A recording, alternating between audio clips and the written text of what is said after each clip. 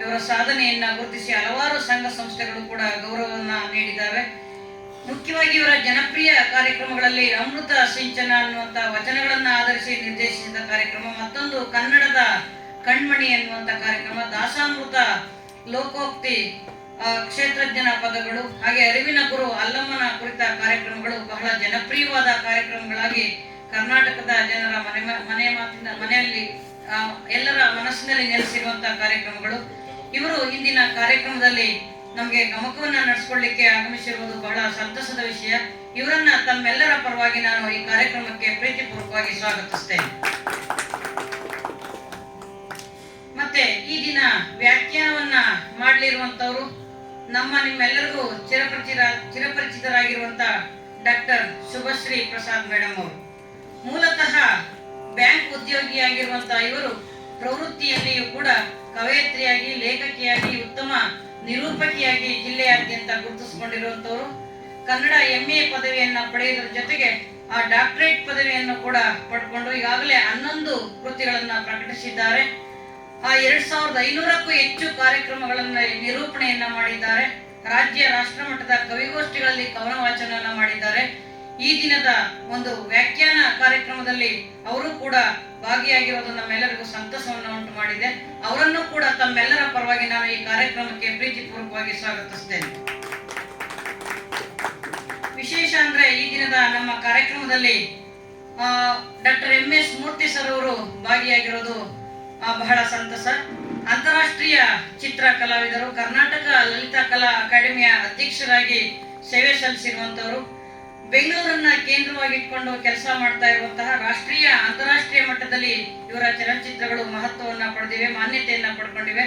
ಮೂಲತಃ ಮಂಡ್ಯ ಜಿಲ್ಲೆಯ ಅಲಗೂರ್ನವರಾದಂತ ಇವರು ಇತ್ತೀಚೆಗೆ ಗಾಂಧೀಜಿಯ ಚಿತ್ರಗಳನ್ನ ಹಲವಾರು ಗಾಂಧಿ ಚಿತ್ರಗಳನ್ನ ರಾಷ್ಟ್ರ ಮಟ್ಟದಲ್ಲಿ ಪ್ರದರ್ಶಿಸಿ ಗೌರವವನ್ನ ತಂದಿದ್ದಾರೆ. ಹಾಗೆ ಇವರ ಸೇವೆಯನ್ನ ಗುರುತಿಸಿ ಕರ್ನಾಟಕ ರಾಜ್ಯೋತ್ಸವ ಪ್ರಶಸ್ತಿ ಕೂಡ ಸಂದಿದೆ. ಇಂತಹ ಕಲಾ ಸೇವೆಯನ್ನ ಮಾಡ್ತಿರುವಂತ ಅವರು ಕರ್ನಾಟಕ ಸಂಘದ ಜೊತೆಗೆ ನಿರಂತರವಾಗಿ ಸಂಪರ್ಕವನ್ನು ಇಟ್ಕೊಂಡಿದ್ದಾರೆ. ಅವರು ಕೂಡ ಇವತ್ತಿನ ಕಾರ್ಯಕ್ರಮದಲ್ಲಿ ಭಾಗಿಯಾಗಿರೋದು ನಮ್ಮೆಲ್ಲರಿಗೂ ಖುಷಿಯಾಗಿದೆ. ಅವರನ್ನು ಕೂಡ ತಮ್ಮೆಲ್ಲರ ಪರವಾಗಿ ನಾನು ಸ್ವಾಗತಿಸ್ತೇನೆ. ಎಂದಿನಂತೆ ನಮ್ಮ ಕರ್ನಾಟಕ ಸಂಘದ ಎಲ್ಲ ಹಿತೈಷಿಗಳು, ಹಾಗೆ ನಮ್ಮ ಶೈಕ್ಷಣಿಕ ಸಲಹೆಗಾರರು, ಕರ್ನಾಟಕ ಸಂಘದ ಪದಾಧಿಕಾರಿಗಳು, ನಮ್ಮ ಬಸವರಾಜ ಹೆಗಡೆ ಛಾಯಾಚಿತ್ರ ಗ್ರಾಹಕರು, ಹಾಗೆ ನಮ್ಮ ಕರ್ನಾಟಕ ಸಂಘದ ಅಧ್ಯಕ್ಷರು ಎಲ್ಲರನ್ನೂ ಕೂಡ ನಾನು ಈ ಕಾರ್ಯಕ್ರಮಕ್ಕೆ ಪ್ರೀತಿಪೂರ್ವಕವಾಗಿ ಸ್ವಾಗತಿಸ್ತಾ ನನ್ನ ಮಾತುಗಳನ್ನ ಮುಗಿಸ್ತೇನೆ. ನಮಸ್ಕಾರ. ಎಲ್ಲರಿಗೂ ನಮಸ್ಕಾರ. ಈ ವೇದಿಕೆಯನ್ನು ನನಗಂತೂ ಹೊಸದಲ್ಲ, ತುಂಬ ಹಳೆಯದು. ನಾನು ಮರೆತಿದ್ರು ಜಯಪ್ರಕಾಶ್ ಗೌಡರು ಪ್ರೊಫೆಸರ್ ಏನು ಹೇಳಿ ಕಳ್ತಿದ್ದಾರೆ ಅಂತಂದರೆ ನಿರೂಪಣೆಕಾರರಿಗೆ ಅವನು ಸತ್ಯ ಮಂಡ್ಯದವನು ಅಂತ ಹೇಳಿ ಕಳಿಸಿದ್ದಾರೆ. ನನ್ನ ತಂದೆ ಪಾಂಡುಪುರದಲ್ಲಿ ಹುಟ್ಟಿದ್ದಂಥವ್ರಿಗೆ ಗೊತ್ತು. ಭಾಳ ಸಂತೋಷ. ಇದು ನಮ್ಮದೇ ಮನೆ, ನಮ್ಗೆ ಗೊತ್ತಿರೋಂಥದ್ದು. ರಾಮಾಯಣ ದರ್ಶನದ ವಾಚನದ ವ್ಯಾಖ್ಯಾನಕ್ಕೆ ಬಂದಿರುವ ಬಹಳ ಖುಷಿ ಆಗೋಯ್ತು ನನಗೆ. ಖಂಡಿತ ಅದು ಬರಬೇಕು.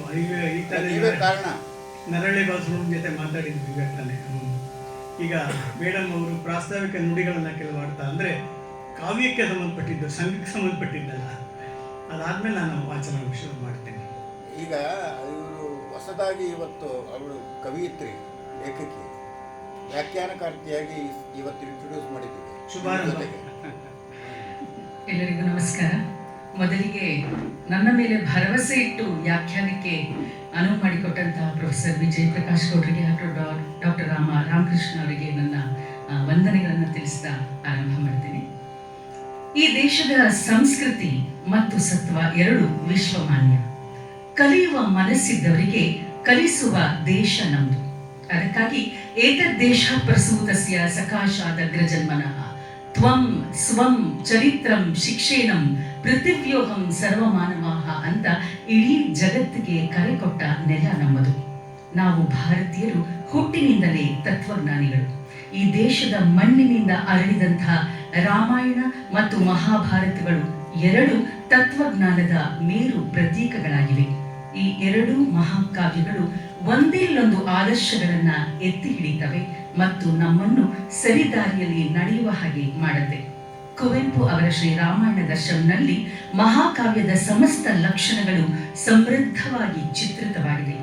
ಕಿಷ್ಕಿಂಧ ಸಂಪುಟದಲ್ಲಿ ಲಕ್ಷ್ಮಣ ಕಬಂಧರೊಡನೆ ಸಣ್ಣ ಯುದ್ಧ ಇದೆ. ಪ್ರಕೃತಿಯ ವರ್ಣನೆ ತುಂಬಿದೆ. ವೇದನೆ ದೌರ್ಬಲ್ಯಗಳಿವೆ. ಧೈರ್ಯ ಉತ್ಸಾಹದ ಮಾತುಗಳಿವೆ. ಪ್ರಾರ್ಥನೆಯ ಧ್ವನಿ ಇದೆ. ದೇವರ ಸ್ವರೂಪದ ಚಿತ್ರವಿದೆ. ಬಾಯಲ್ಲಿ ಭೋಜನವಿದೆ ಹಾಗೂ ಮನಮುಟ್ಟುವ ಸಂಭಾಷಣೆಗಳಿವೆ. ಮನುಷ್ಯ ಸ್ವಭಾವದ ದೌರ್ಬಲ್ಯತೆ ಇದ್ದರೂ ಕೂಡ ಪ್ರೇಮ ಕರುಣೆಯ ಭಾವ ತುಂಬಿದೆ. ಉತ್ಕೃಷ್ಟ ಸೇವೆಯ ಸ್ವರೂಪ ಈ ಕಿಷ್ಕಿಂಧ ಸಂಪುಟದಲ್ಲಿದೆ. ಹೀಗೆ ಕುವೆಂಪು ಅವರ ಪೂರ್ಣ ದೃಷ್ಟಿಯು ಸಂಪೂರ್ಣವಾಗಿ ಸಿದ್ಧಿ ಪಡೆದ ಸಂಚಿಕೆಯಿದು. ಮಾಯಾಜಿಂಕೆಯ ಮೋಹಕ್ಕೆ ಬಿದ್ದ ಸೀತೆಯನ್ನ ಸನ್ಯಾಸಿ ವೇಷದ ರಾವಣ ಅಪಹರಿಸಿದ ಮೇಲೆ ರಾಮನ ಗೋಡು ಹೇಳುತ್ತೀರುವುದು. ಜಟಾಯು ಸೀತೆ ಯಾವ ದಿಕ್ಕಿಗೆ ಹೋದಳು ಅಂತ ಸೂಚನೆ ನೀಡಿ ಸತ್ತ ಮೇಲೆ ರಾಮನು ಲಕ್ಷ್ಮಣನೊಡನೆ ಪಂಚವಟಿಯನ್ನು ಬಿಟ್ಟು ಲಂಕೆಯತ್ತ ಪ್ರಯಾಣ ಬೆಳೆಸಿದ. ಬಹಳ ವರ್ಷಗಳಾಗಿ ಹಾಡಿ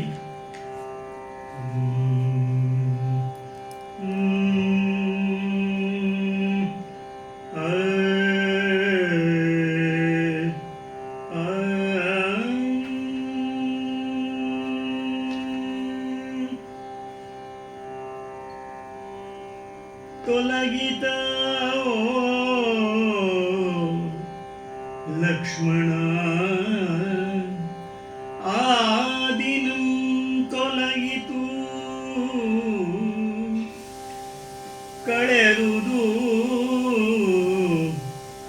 ಓ ಲಕ್ಷ್ಮಣ ರಾತ್ರಿ ಕಳೆದುದು ಮರುದಿನಂ ಬಿಟ್ಟರು ಲಕ್ಷ್ಮಣ ಸ್ಮೃತಿಯ ಪಂಚವಟಿ ಧಾತ್ರಿಯಂ ಶಕುನಿವಾಣಿಯೇ ಶಕುನವಂತೆ ನಡೆದರೋ ನೆಮ್ಮಿ ನೈಋತ್ಯವಂ ನಡೆಯೇ ಪಳು ನಿಬಿಡಮಾದತ್ತು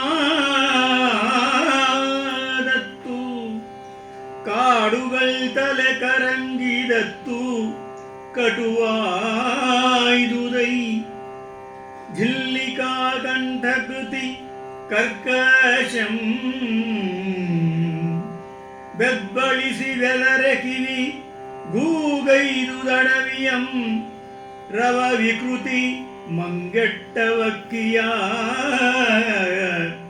ಇದು ನಿರ್ಜನತೆಯಲ್ತು ನೈರಾಶ್ಯದ ಕಣಿಕೆ ಇದು ಮೌನ ಮಲ್ತಲ್ತು ರವಶವಂ ಎನಲ್ ರಾಮಂಗೆ ತನ್ನ ಅಂತಸ್ಥಿತಿಯರ ನರಣಕಮಲ್ಲಿ ಬಹಿರಂಗವಾದಂತಾಗಿ ಕಡಿದು ಕುಳಿತನ್ ಹತಾಶಯ ಮಂಕು ಬಡಿದಂತೆ ಕಡಿದು ಕುಳಿತನ್.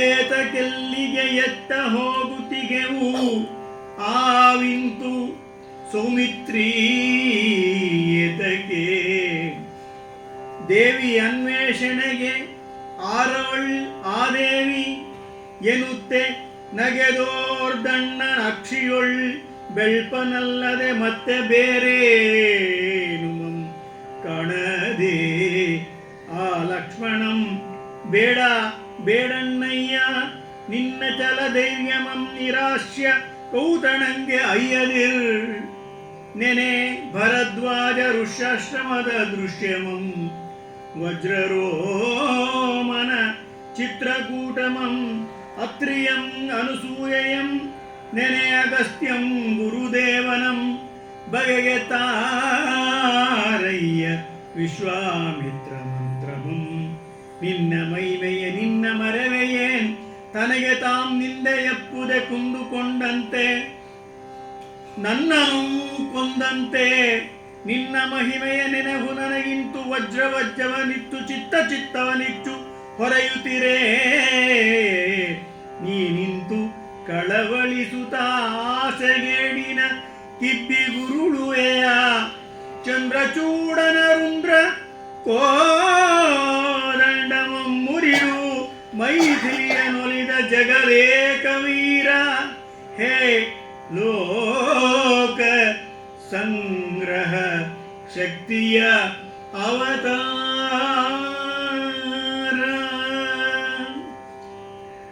ಸೀತೆಯನ್ನ ಕಳೆದುಕೊಂಡಂತಹ ರಾಮನ ದುಃಖ ಆಗಸವನ್ನ ಮುಟ್ಟಿತು. ಲಕ್ಷ್ಮಣನಾದರೂ ಮೌನದಲ್ಲಿಯೇ ತನ್ನ ನೋವನ್ನ ಅಡಗಿಸಿಕೊಂಡಿದ್ದ. ಆದರೆ ರಾಮ, ಓ ಲಕ್ಷ್ಮಣ, ದಿನ ಕಳೀತು ರಾತ್ರಿ ಕಳೀತು ಅಂತ ಕಾಲವನ್ನ ಲೆಕ್ಕ ಹಾಕಿ ಹಾಕಿ ನಿಡಿಸುತ್ತಿದ್ದ. ಕಾಡು ಗತ್ತಲೆಯಲ್ಲಿ ಮಂಗಟ್ಟೆ ಹಕ್ಕಿಯ ಭೂ ಧ್ವನಿಯ ವಿಕೃತಿಯನ್ನ ಅಡವಿಯನ್ನ ಆವರಿಸಿತು. ಅದು ನಿರ್ಜನತೆಯಲ್ಲ, ನಿರಾಶೆಯ ಆಕಳಿಕೆ ಅನ್ನುವಂಥ ಕವಿ ಅದು ಮೌನವಲ್ಲ, ಶಬ್ದದ ಶವ ಅಂತಾರೆ. ಶಬ್ದದ ಶವ ಎನ್ನುವಲ್ಲಿ ಪತ್ನಿ ವಿಯೋಗದ ಆಳ ಅಗಲ ಸಂಕಟಗಳನ್ನ ಕವಿ ಚಿತ್ರಿಸ್ತಾರೆ.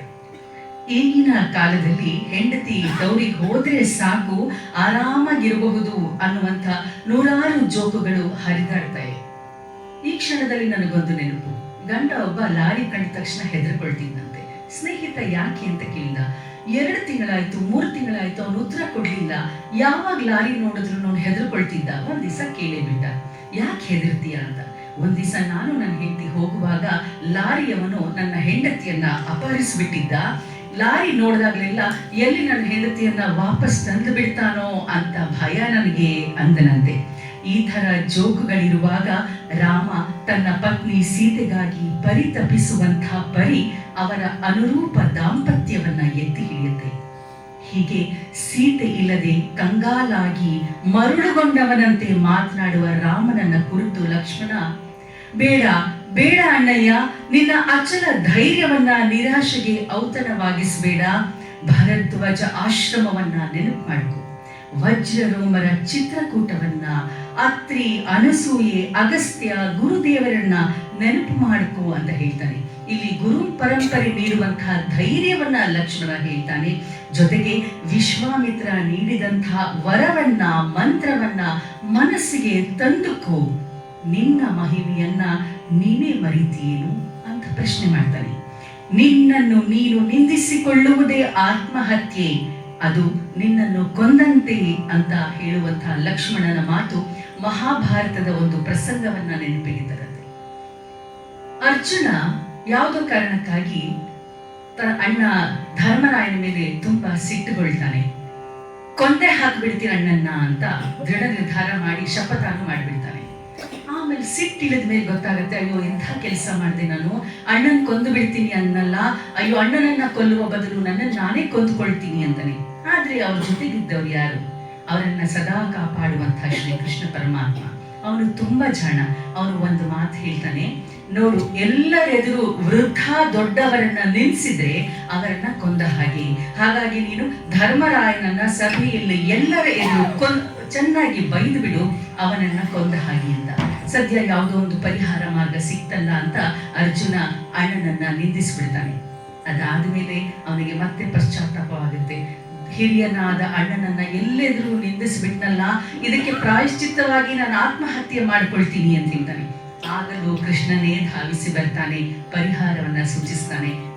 ದೊಡ್ಡವರೆದುರು ನಿನ್ನನ್ನ ನೀನೆ ಹೊಗಳಿಕೊಂಡರೆ ನಿನ್ನ ಆತ್ಮಹತ್ಯೆ ಮಾಡಿಕೊಂಡಂತೆ ಅಂತ. ದೊಡ್ಡವರೆದುರು ನಾವು ಗರ್ವ ಪಡಬಾರದು, ಅಹಂಕಾರ ಪಡಬಾರದು, ನಮ್ಮನ್ನ ನಾವು ಹೊಗಳಿಕೊಳ್ಳಬಾರದು ಅನ್ನುವಂತ ಶ್ರೇಷ್ಠವಾದ ಮಾತುಗಳನ್ನ ಶ್ರೀಕೃಷ್ಣ ಪರಮಾತ್ಮ ಹೇಳ್ತಾನೆ.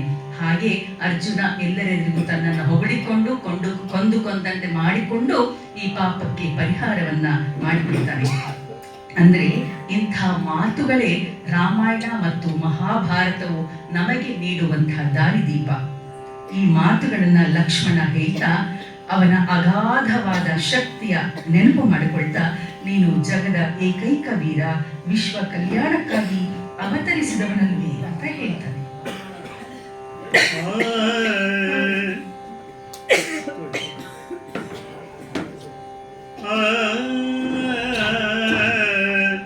ಬೆಳ್ದಿ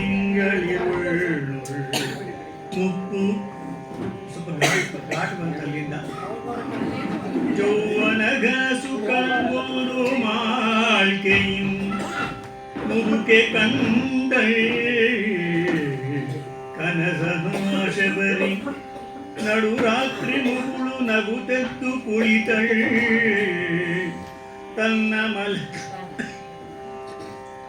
ತನ್ನ ಮಲಗಿದ್ದ ಪುಲ್ವಾಸಗೆಯ ಮೇಲೆ ಗಗನ ನೀಲಾಭನಂ ಮರಳಿ ಚಿತ್ರಿಸಿಕೊಳ್ಳಳು.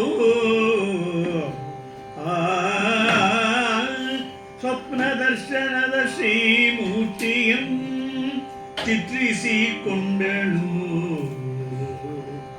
ತುಂಬಿ ತುಳುಕಿದೆತ್ತೆ ಮುದಿಯಳಿಗೆ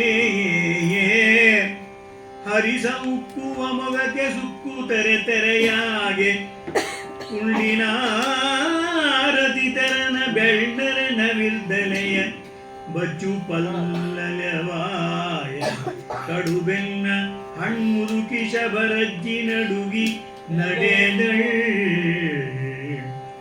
ಆ ಚಲ್ಲ ಸುಂದರ ರಾತ್ರಿ ಮುದುಕಿಯಂ ಕಂಡು ಕನಿಕರದಿಂದೆ ಕರಗಿತೆನೆ.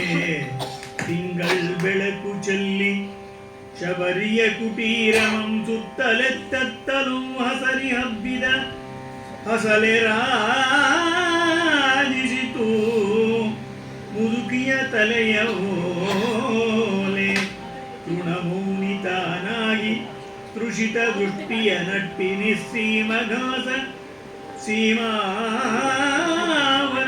ವಿಸ್ತೀರ್ಣದೊಳ್ ಮನಂಲಯಮಾಗೆ ನೋವಿ ಹಿಡುಸುಯಿದು ತನ್ನೊಳಗೆ ತಾಂಶಬರಿ. ನೀನೆಂದಿಗೆ ಬರುವೆಯಯ್ಯ ಓ ನನ್ನಯ್ಯ ಕಂದಯ್ಯ ರಾಮಚಂದ್ರಯ್ಯ, ನೀನೆಂದಿಗೆ ಬರುವೆವಯ್ಯ ಕಂದಯ್ಯ ರಾಮಚಂದ್ರಯ್ಯ. ಗುರುದೇವನ ಮುನಿಮತಂಗನ ಮಾತು ಬೀತಪುದೇ, ನಿನಗಾಗಿ ಕಾದಿರುವೆ ನೀರೈದು ವತ್ಸರಗಳಿಂ ವತ್ಸ. ಪಲ್ಪಂಗಳಂ ಎಲ್ಲ ಬಿತ್ತಿ ಬೆಳೆದು ಅಣಿ ಮಾಡಿ ಕಾಯುತ್ತಿರುವುದು ಎನ್ನ ಆಶ್ರಮಂ. ನೋಯುತ್ತಿದೆ ಮನವು ನನ್ನ ಓ ಇಷ್ಟಮೂರ್ತಿ, ನೀರ್ಪ ಮುನ್ನವೇ ಕಾಯು ಅಳ್ಕಿಲ್ದೆ ಹಣ್ಣು ಹಣ್ಣಾದ ಈ ಮುಪ್ಪಿನೊಡಲು ಇಲ್ಲೆನಿತು ತಾಳುವುದೋ ಬಾಳುವುದೋ ಬಾಳ್ದೊಡೆ ಈ ಒಡಲ್ ಕಣ್ಣಾಗಳೆಯ ಮೊಬ್ಬಾಗಿ ಮಂಜಾಗಿ ಹಿಂಜರಿಯುತ್ತಿದೆ ದಿಟ್ಟಿ. ಕಣ್ಣಳಿದ ಮೇಲೆ ನೀವು ಬಂದರೆ ಅಯ್ಯಯ್ಯೋ ಕಣ್ಣಾರ್ವಿನೊಳ್ಪೇಯೇ ಕೈಯಿಲ್ದ ಮೈಯಳವಿ ಸಂತಸಂಬಳುವೆ ನಾನು ಹೊರವೆಂತು ತಣಿಸುವೆನು ಪೇಳ್ ಕಣ್ಗಳೀ ನೀರಳಿಕೆಯಂ ಬಾರ ಕಂದಯ್ಯ ಬಾರ ಕಣ್ಕಿಡುವ ಮೊದಲೇ ಬಾರ ಬಾರಯ್ಯ ಈ ಬಾಳ್ಕಿಡುವ ಮೂಲವೆಲ್ಲೆದೆಗೆ ತಾರಯ್ಯ ನಿನ್ನ ಶಾಂತಿಯಂ ನಿಶಯ ನಿಶ್ಶಬ್ದತೆಗೆ ಭಂಗ ಬಾರದೆ ತೆರದಿ ತನ್ನೊಳಾಪಿಸುತ್ತೆ ಗುಡಿಸು ಒಳಗೆ ಆಗಳಾಶ ಬರಜ್ಜಿ ಬೇಡಿತಿ ಮತಂಗ ಮುನಿವರ ಶಿಷ್ಯ. ಶ್ರೀರಾಮಚಂದ್ರ ಮತ್ತು ಲಕ್ಷ್ಮಣರು ಸೀತೆಯನ್ನ ಹುಡುಕ್ತಾ ಹೋಗ್ತಾರೆ. ಇವತ್ತು ಬರಬಹುದು, ನಾಳೆ ಬರಬಹುದು, ಈ ಕ್ಷಣ ಬರಬಹುದು ಅಂತ ಕಾತರಿಸ್ತಾ ಇದ್ದ ಶಬರಿಗೆ ಎಲ್ಲೋ ಒಣಗಿದ ತರಗಿಲೆ ಗಿರಿಕ್ಕಂದ್ರೆ ರಾಮ ಬನ್ನು ಅಂತ ಕಣ್ಣಿಗೆ ಕೈ ಅಡ್ಡ ಕೊಟ್ಟು ಬಾಗಿಲಿಗೆ ಬಂದು ನೋಡ್ತಾ ಇದ್ರು. ಅಲ್ಲೆಲ್ಲೋ ಹಕ್ಕಿಯ ಇಂಚರ ಕೇಳಿದ್ರೆ ಇದು ನನ್ನ ರಾಮನ ಇನಿದನಿಯೇನು ಅಂತ ಭ್ರಮಿಸಿ ಬಗ್ಗಿದ ನಡುವನ್ನ ಮತ್ತಷ್ಟು ಬಗ್ಗಿಸಿ ದೂರಕ್ಕೆ ನೋಡ್ತಿದ್ರು. ತನ್ನ ರಾಮ ಇಂದು ಬಂದಾನೇನು ಅಂತ ಚಿಗುರಿದ ಎಲೆಗಳನ್ನ ತಂದು ಮೆತ್ತೆ ಮಾಡಿ ಘಮಘಮಿಸುವ ಬಣ್ಣ ಬಣ್ಣದ ಹೂಗಳನ್ನ ತಂದಿರಿಸಿ ಸಿಹಿಯಾದ ಹಣ್ಣುಗಳ ಒಟ್ಟು ಹಾಕಿ ಇದನ್ನು ನೋಡ್ತಾ ಇದ್ವಿ. ನಾವು ಚಿಕ್ಕಂದಿನಲ್ಲಿ ಪಾಠದಲ್ಲಿ ಓದಿದ್ದಂತಹ ವಿ.ಸಿ. ಅವರ ಒಂದು ಕವನ ನೆನಪಾಗುತ್ತೆ. ಕಾದಿರುವಳು ಶಬರಿ ರಾಮ ಬರುವನೆಂದು ತನ್ನ ಪೂಜೆ ಬಳುವನೆಂದು. ಕೊನೆಗೆ ಬಂದಾನೋ ಬಾರನೋ ಓ ಕಂಡಾನೋ ಕಾಣನೋ ಓ ಎಂದೆಂದು ಜಪಿಸಿ ತಪ್ಪಿಸಿ ಶಂಕಾತುರಂಗಳೂರಿ ಬಾರಾಮ ಬಾರ ಬಾರ ಬಡವರನ್ನು ಕಾಯು ಬಾರ ಕಂಗಾಣದಿವರ ಪ್ರೇಮ ನುಡಿಸೋತ ಮೂಕ ಪ್ರೇಮ. ಈ ಒಂದು ಕವನ ಇಂದಿಗೂ ಕಾದಿರುವಂತಹ ಶಬರಿಯ ಚಿತ್ರವನ್ನ ನಮ್ಮ ಕಣ್ಮುಂದೆ ತರುತ್ತೆ. ಕಾಯುವವರಿಗೆ ಮಾತ್ರ ಗೊತ್ತು ಕಾಯುವ ನೋವು ಮತ್ತು ಕಾಯುವ ಸಿಹಿ. ಪ್ರೀತಿ ತುಂಬಿದ ಹೃದಯಕ್ಕೆ ಕಾಯುವುದು ಒಂದು ಪರಮ ಶಿಕ್ಷೆ ಮಾತ್ರವಲ್ಲ, ಕಾಯುವುದು ಕೂಡ ಒಂದು ದೊಡ್ಡ ತಪಸ್ಸು. ಸುಜನಾ ಅವರ ಹೃದಯ ಸಂವಾದ ಅನ್ನುವಂಥ ವಿಮರ್ಶಾ ಕೃತಿಯಲ್ಲಿ ಮಹಾಭಾರತದಲ್ಲಿ ಅವರು ಯಾರೂ ಕಾಯಲಿಲ್ಲ ಎನ್ನುವಂತಹ ದೊಡ್ಡ ಲೇಖನವಿದೆ, ಅತ್ಯುತ್ಕೃಷ್ಟವಾದ ಲೇಖನವಿದೆ. ಅದರಲ್ಲಿ ಕಾಯುವಿಕೆಯನ್ನ ಮುರಿದು ಆತುರಗೆಟ್ಟಿದ್ದಕ್ಕೆ ಮಹಾಭಾರತದಲ್ಲಿ ಎಂತೆಂಥ ದುರಂತಗಳು ನಡೆದುಕೊಂಡವು ಅನ್ನುವುದರ ಬಗ್ಗೆ ಸೊಗಸಾಗಿ ಬರೀತಾರೆ. ಸತ್ಯವತಿಯ ಅಕಾಲ ಬಯಕೆ ಪಾಂಡು ಧೃತರಾಷ್ಟ್ರರಂಥವರ ಜನನಕ್ಕೆ ಕಾರಣವಾಗುತ್ತೆ.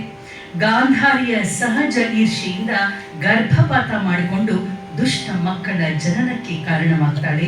ಕುಂತಿಯ ಕುತೂಹಲದ ಆತುರಕ್ಕೆ ಕರ್ಣ ಬೀದಿ ಪಾಲಾಗ್ತಾನೆ. ಕಾಯೋದು ಅಂದ್ರೆ ಏನು?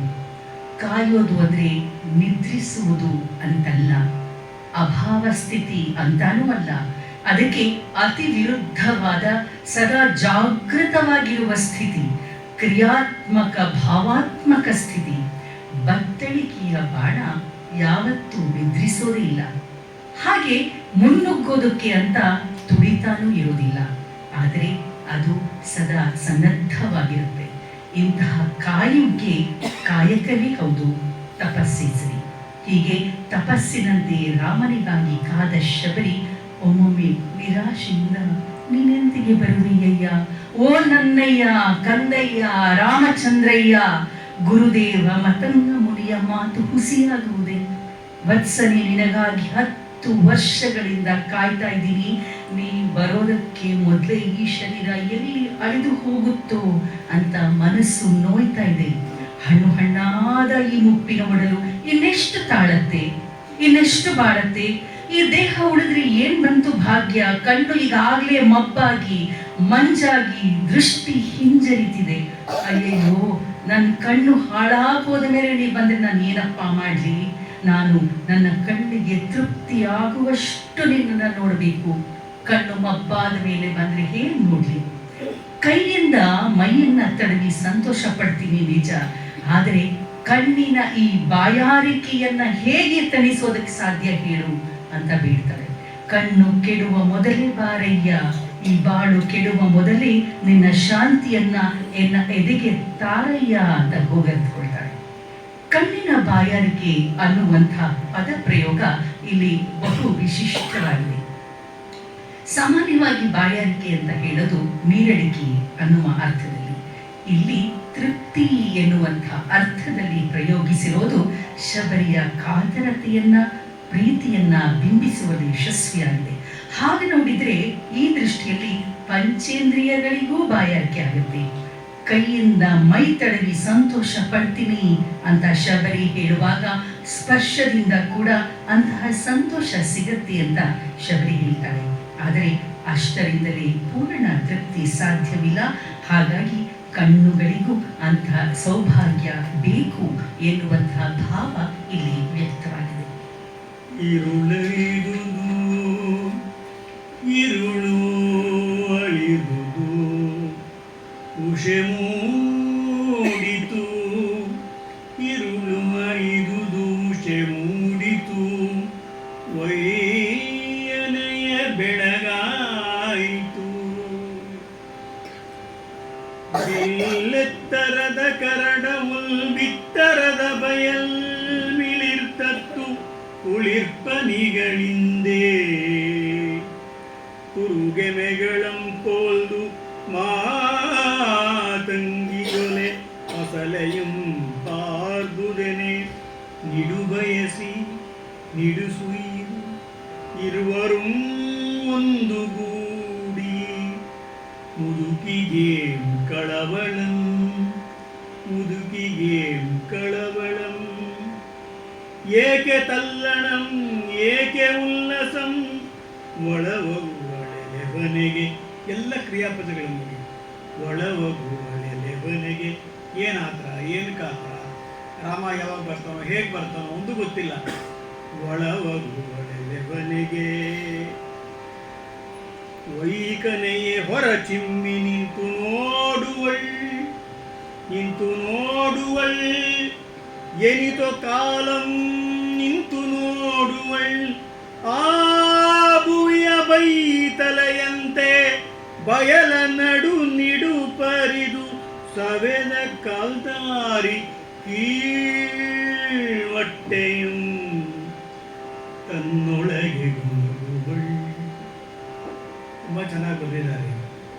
ತನ್ನೊಳಗೆ ಗುಣಗುವಳ್ ಗುಣಿಸುವಳ್ ಗೊಣಗುವಳ್ ಗುಣಿಸುವಳ್ ಮತ್ತೆ ಮತ್ತೊಳ ಒಪ್ಪು ತೆಂಗಿನ ಗರಿಯ ಹೊರಗೆಯಂ ತಂದು ಮನೆ ಮುಂದೆ ಗೋಮಯಂ ಗಳಿದ ಜಗುಲಿಯ ತರಗು ಸದೆ ಗುಡಿಸಿ. ಇಲ್ಲೆಲ್ಲ ಫಾಸ್ಟಾಗಿ ಹೋಗ್ಬೇಕು ಪ್ರಿಯಾ, ಒಂದೊಂದಾದ್ಮೇಲೆ ಒಂದೊಂದು ಮಾಡ್ತೀಯಾಳೆ. ಸೊಂಟಗೈಯಾಗಿ ನಿಲ್ವಳ್ ಮತ್ತೆ ನಿಡು ನಟ್ಟು ನಿಟ್ಟಿಪಳ್ ದೂರವನ ಶ್ರೀಮಂತ ರೇಖೆಯನಲೊಪ್ಪುವ ಆ ಬಟ್ಟ ಬಯಲ್ ಬಟ್ಟೆಯಂ ಶಬರಿಗಿಂತಿರೆ ನಿರೀಕ್ಷಣೆಯಂ ಶಬರಿಗೆ ಇಂತಿರೆ ನಿರೀಕ್ಷಣೆಯ ನೋಂಪಿ ಕೊಳ್ತೆರ್ದು ಪಗಲಾಯಿತು. ഇരുളളിದು ಉಷ ಮುರಿದು ಕೊಳ್ತೆರ್ದು ಪಗಲಾಯಿತು.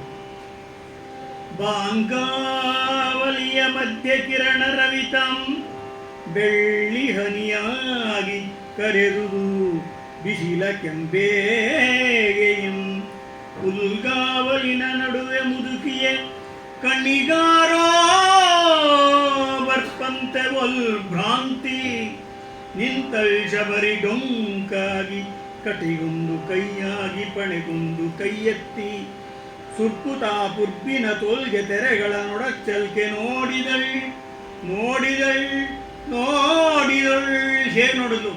ದೇಹವನಂತೆ ತನ್ನ ಸಂದೇಹಮಂ ಕೊರೆದಳ್ ತಿರುಪ್ಪಿ ಕೊರೆದಳ್ ಮರಳಿ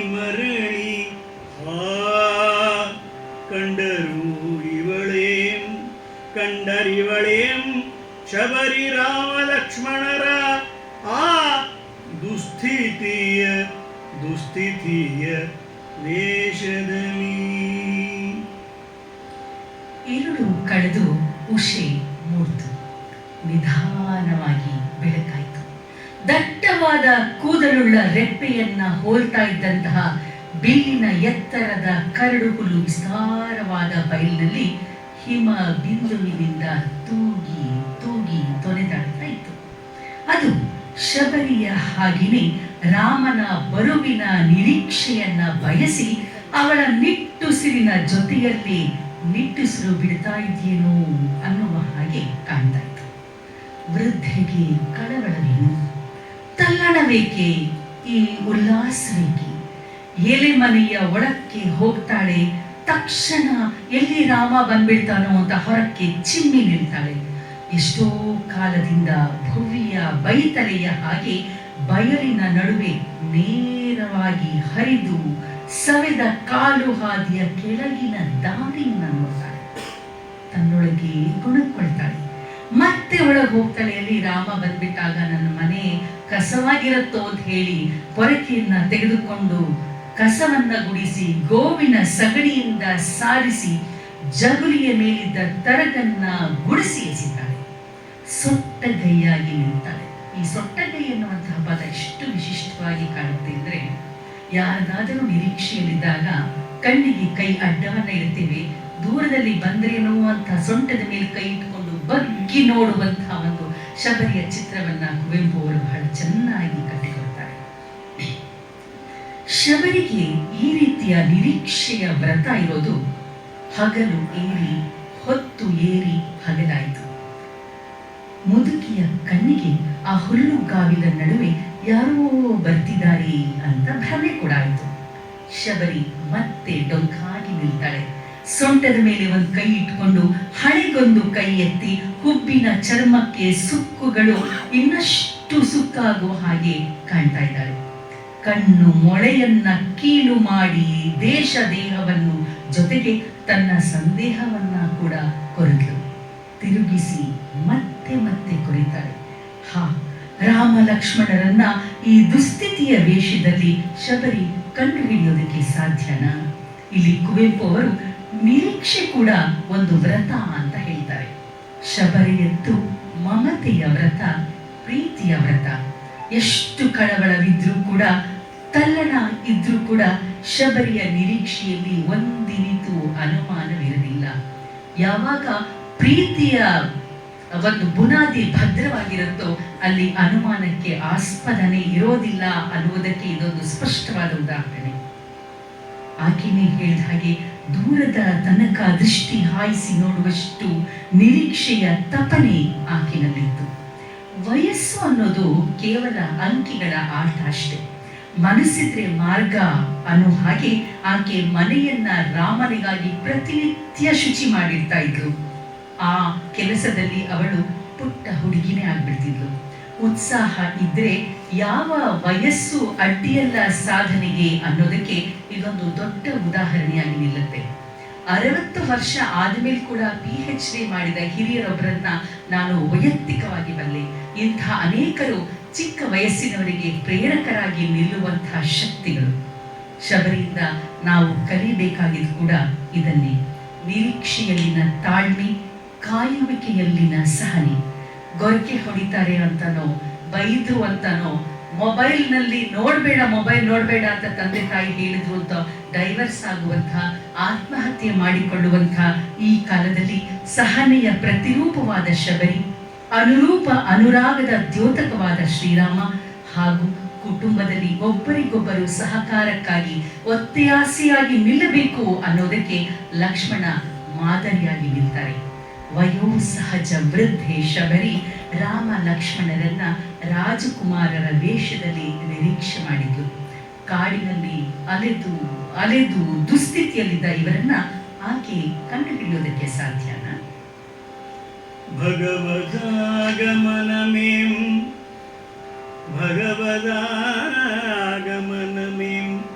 ಭಕ್ತನ ನಿರೀಕ್ಷಿಸಿದ ರೂಪದಿಂ ಬಂದ ಪೂರ್ದೇ. ಭಗವದಾಗಮನಮೇಂ ಭಕ್ತನ ನಿರೀಕ್ಷಿಸಿದ ರೂಪದಿಂ ಬಂದ ಪೂರ್ದೇ.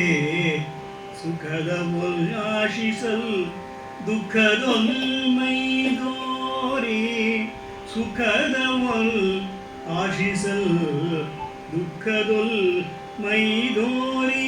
ಭಕ್ತ ಅನಿತಂ ಸುಲಿದು ನೈವೇದ್ಯಮಂ ಕೊಳದೆ. ಪೇಳ್ ಅಹಂಕಾರಮಂ ಶೂದಿವ್ಯ ಶೂನ್ಯತೆ ಅದ್ದುವೋ. ಸಂಪೂರ್ಣತಾ ಸಿದ್ಧಿಯೋ ಹೊದೆಗೆ ದರ್ದತಲೆ ಕೊಳೆ ಬೆವರ್ಪತ್ತಿದುಡೆ. ತೇಜಂ ಮಸುಳ್ದ ಮಗಂ ಖಿನ್ನತೆಯ ಕೋರ ಎತ್ತಿದ ಕಪೋಲದ ಕೊಲಂ. ದಯಿತಾವಿಯೋಗಗ್ನಿ ಇಂಧನ ಶರೀರನಂ.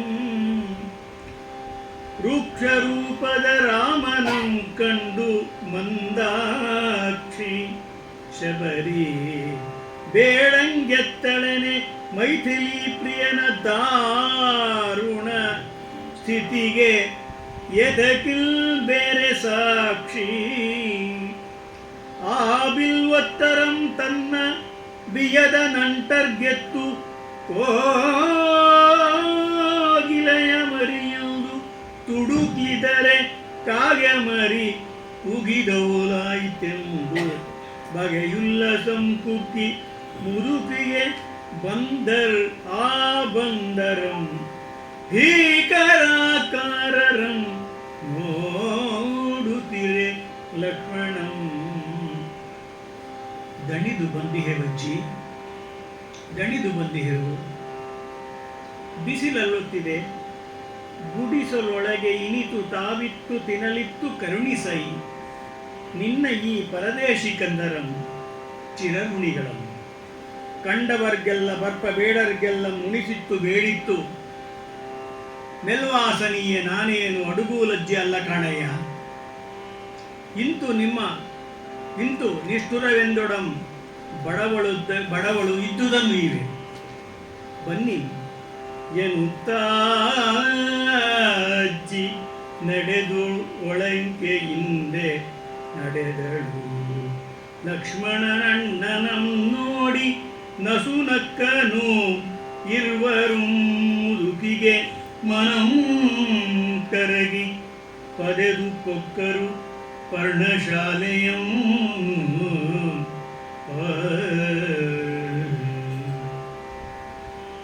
ಈ ಪದ್ಯದ ಸಾಲುಗಳಲ್ಲಿ ಬಹುದೊಡ್ಡದಾದ ಸಂದೇಶವಿದೆ. ಯಾವತ್ತು ಭಕ್ತನು ನಿರೀಕ್ಷಿಸಿದ ರೂಪದಿಂದ ಭಗವಂತ ಬರ್ತಾನೆ ಅಂತ ನಾವು ನಿರೀಕ್ಷೆ ಮಾಡೋದಕ್ಕೆ ಸಾಧ್ಯ ಇಲ್ಲ. ಸುಖದ ರೂಪದಲ್ಲಿ ಬರ್ತಾನೆ ಅಂತ ಆಶಿಸಿದ್ರೆ ದುಃಖದ ರೂಪದಲ್ಲಿ ಮೈದೂಡುತ್ತಾನೆ. ಭಕ್ತನ ಎಲ್ಲವನ್ನ ಸುಲಿದು ಅವನ ಅಹಂಕಾರವನ್ನೇ ನೈವೇದ್ಯವಾಗಿಸಿಕೊಳ್ತಾನೆ. ಅವನನ್ನ ದಿವ್ಯವಾದ ಶೂನ್ಯತೆಯಲ್ಲಿ ಅದ್ದಿ ಸಂಪೂರ್ಣ ಸಿದ್ಧಿ ಪಡೆಯುವ ಹಾಗೆ ಮಾಡ್ತಾನೆ ಅನ್ನುವಂತಹ ದೊಡ್ಡ ದರ್ಶನವನ್ನ ಕುವೆಂಪು ಅವರು ಇಲ್ಲಿ ನೀಡ್ತಾರೆ.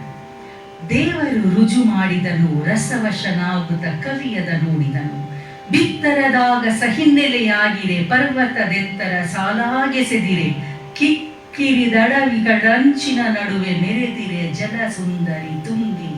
ದೇವರು ರುಜು ಮಾಡಿದನು, ರಸವಶವಾಗುತ್ತ ಕವಿಯದ ನೋಡಿದನು.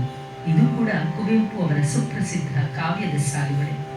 ದೇವರು ಹೀಗೆ ಇರ್ತಾನೆ ಅಂತ ಯಾರು ಕಂಡವರಿಲ್ಲ. ನಾವು ನಮ್ಮ ಮಕ್ಕಳಿಗೆ ಅನೇಕ ವೇಷಭೂಷಣಗಳನ್ನ ತೊಡಿಸಿ ಆನಂದ ಪಡುವ ಹಾಗೆ ಅಗೋಚರವಾದ ಒಂದು ಶಕ್ತಿಗೆ ರೂಪ ಮತ್ತು ಗುಣಗಳನ್ನ ಕೊಟ್ಟು ಹೀಗಿರಬಹುದು ಅಂತ ಚಿತ್ರಿಸಿ ಅದರಂತೆ ಹೆಸರು ಕೊಟ್ಟು ಪೂಜೆ ಮಾಡ್ತೀವಿ. ಸಾಮಾನ್ಯರ ಮಿತಿನೇ ಅಷ್ಟು. ನಿರ್ವಿಕಾರ ನಿರ್ಗುಣ ಸ್ವರೂಪಿಯನ್ನ ಕಣ್ಣು ಮುಂದೆ ತಂದುಕೊಂಡು ಧ್ಯಾನಿಸುವಷ್ಟು ಮನಸ್ಸು ನಮಗಿನ್ನೂ ಮಾಗಿಲ್ಲ. ಅದು ಎಲ್ಲರಿಂದಲೂ ಸಾಧ್ಯವೂ ಅಲ್ಲ. ಅದಕ್ಕೆ ಜ್ಞಾನಿಗಳು ದೇಗುಲಗಳು ಭಕ್ತಿ ಮಾರ್ಗದ ಮೊದಲ ಮೆಟ್ಟಿಲುಗಳು ಅಂತ ಹೇಳ್ತಾರೆ. ಮನಸ್ಸು ಒಂದೆಡೆ ಚಂಚಲವಾಗದ ಹಾಗೆ ಏಕಾಗ್ರತೆಯನ್ನ ಸಾಧಿಸಬಹುದಾದ ಸ್ಥಳ ದೇಗುಲಗಳು. ದೇಗುಲಗಳಲ್ಲಿ ಇರುವಂತಹ ಧನಾತ್ಮಕ ಶಕ್ತಿ ಪ್ರಕೃತಿಯಿಂದ ಕಾಸ್ಮಿಕ್ ಶಕ್ತಿಯನ್ನ ಹೀರ್ಕೊಂಡು ಗರ್ಭಗುಡಿಯಲ್ಲಿ ನೆಲೆ ನಿಂತ ಮೂರ್ತಿಗೆ ವರ್ಗಾಯಿಸುವ ಗೋಪುರದ ಅಳತೆ, ದೇಗುಲದ ಆಯ, ಪಠಿಸುವ ಮಂತ್ರ ಮೊದಲಾದವುಗಳನ್ನ ಅವಲಂಬಿಸಿರುತ್ತೆ.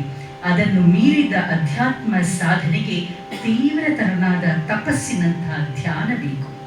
ತನ್ನ ನಿರೀಕ್ಷೆ ಕಾಯುವಿಕೆಯಿಂದ ಶಬರಿ ತಪಸ್ವಿನಿಯ ಹಾಗೆ ಕಂಡರೂ ಕೂಡ ಆಕೆಯ ಕಣ್ಣು ಮುಂದೆ ಕೂಡ ಒಂದು ಆಕಾರ ಇದೆ. ಶಬರಿಯ ಕಣ್ಣು, ಮನಸ್ಸು, ಎದೆಯಲ್ಲಿ ಒಂದು ದಿವ್ಯವಾದ ಚಿತ್ರವಿದೆ. ಆ ಚಿತ್ರದ ಹಾಗೆ ರಾಮ ಲಕ್ಷ್ಮಣ ಬರಲಿಲ್ಲ. ಕೋಗಿಲೆಯನ್ನ ನಿರೀಕ್ಷೆ ಮಾಡಿದರೆ ನಾವು ಕಾಗೆಯ ಒಂದು ಪೊಟರೆಯಲ್ಲಿ ಕೋಗಿಲೆ ಮರಿ ಇಟ್ಟು ಹೊರಗೆ ಬರುತ್ತಲ್ಲ, ಹಾಗೆ ಇವಳು ಕೋಗಿಲಿನ ನಿರೀಕ್ಷೆ ಮಾಡಿದರೆ ಕಾಗೆ ಮರಿ ಬಂತು ಅಂದ ಹಾಗಾಯ್ತಂತೆ.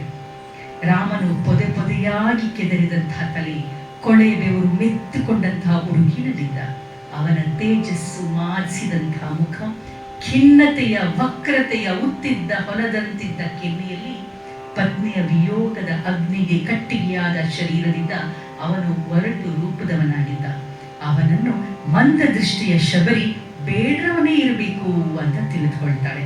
ಅಂದಮೇಲೆ ಮೈಥಿಲಿ ಪ್ರಿಯನಾದಂತಹ ದಾರುಣನ ಸ್ಥಿತಿಗೆ ಇದಕ್ಕಿಂತ ಬೇರೆ ಸಾಕ್ಷಿ ಬೇರೆ ಬೇಕೇ ಇಲ್ಲ.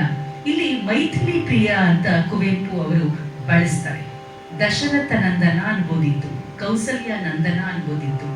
ಆದರೆ ಮೈಥಿಲಿಯ ವಿಷಯದಲ್ಲಿ ವ್ಯಾಕುಲನಾಗಿರುವ ಪ್ರಿಯಕರನನ್ನ ಚಿತ್ರಿಸುವ ಸಲುವಾಗಿ ಕವಿ ಇಲ್ಲಿ ರಾಮನನ್ನ ಮೈಥಿಲಿ ಪ್ರಿಯ ಅಂತ ಕರೀತಾರೆ.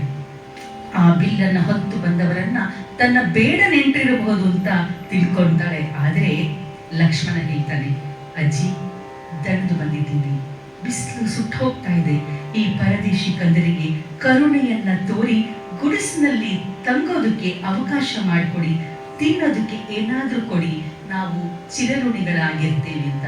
ರಾಮ ಲಕ್ಷ್ಮಣರಿಗೆ ಕೂಡ ಗೊತ್ತಿಲ್ಲ ಈ ಶಬರಿ ತಮ್ಮನ್ನು 10 ವರ್ಷಗಳಿಂದ ಕಾಯ್ತಾ ಇದ್ದಾಳೆ ಅಂತ. ಕಂಡವರಿಗೆಲ್ಲ ಬರೋ ಬೇಡರಿಗೆಲ್ಲ ಉಣ್ಣೋದಿಕ್ಕೆ ನೀಡಿ ವಸತಿ ಒದಗಿಸಿ ಹಾಸಿಗೆ ಹಾಸೋದಿಕ್ಕೆ ನಾನೇನ್ ಅಡುಗುಲಜ್ಜಿನ ಅಲ್ಲ ಕಣೆಯ ಅಂತ ನಿಷ್ಠುರವಾಗಿ ಹೇಳಿದ್ರು ಕೂಡ, ಬಂದ್ರಪ್ಪ ಬಡವಳು ನಾನು, ನನ್ನ ಹತ್ರ ಇದ್ದದನ್ನ ಕೊಡ್ತೀನಿ ಬನ್ನಿ ಅಂತ ಒಳಗ್ ಕರೀತಾಳೆ. ಲಕ್ಷ್ಮಣನು ಅಣ್ಣನನ್ನು ನೋಡಿ ನಸುನಗ್ತಾನೆ. ಮುದುಕಿಯ ನಡೆಗೆ ಮನಸ್ಸು ಕರಗಿದವರಾಗಿ ಅವಳ ಪರ್ಣ ಕುಟಿಯೊಳಗೆ ಹೊರಗೆ ಹೋಗ್ತಾರೆ. ಉರಿ ಬಿಸಿಲ ಜಳದಿಂಗುಡಿಸಲೊಳಗೆ ಬಂದಿನಿತ ನಂತರಂ ಕಣ್ತಂಪು ಶಾಂತಿಯಂ ಪಡೆದ ಬೇಡಿತಿ ಮರಳಿ ನೋಡಿದಳ್ ಬಂದಾತಿಥಿ ಮಕ್ಕಳಂ ಮೇಂಚಂಕೆಯಂ ನೋಡಿದಳ್ ನೀವ್ ಎತ್ತಣಿಂದ ಮೈ ತಂದಿರೈ ನೀವಾರೋ ಕಂದರಿರ ನೀವಾರೋ ಕಂದರಿರ ನನ್ನ ಈ ಕಣ್ಮಬ್ಬು ಬಗೆ ಮಂಜು ಕಣ್ಮಬ್ಬು ಬಗೆ ಮಂಜು ತಿಳಿಯನೇನುಂದು ಊರ್ಮಿಳೇಶಂ ಅಜ್ಜಿ ಮನೆಯಿಲ್ಲ ಮಾರಿಲ್ಲ ಮನಗೆಟ್ಟು ನೆಲೆಗೆಟ್ಟು ಕಾಡು ಬೀಡಾದರನ್ ನೀಹಕೇಂ ಕುಳಮಿಗುವುದೇ ಇಲ್ಲಿ ಎಲ್ಲಿಯಾದೊಡಂ ನೀಹಕೇಂ ಕೊಳಮಿಗುದೆ ತಾಯಿ ಅಚ್ಚರಿವಡುತೆ ಶಬರಿ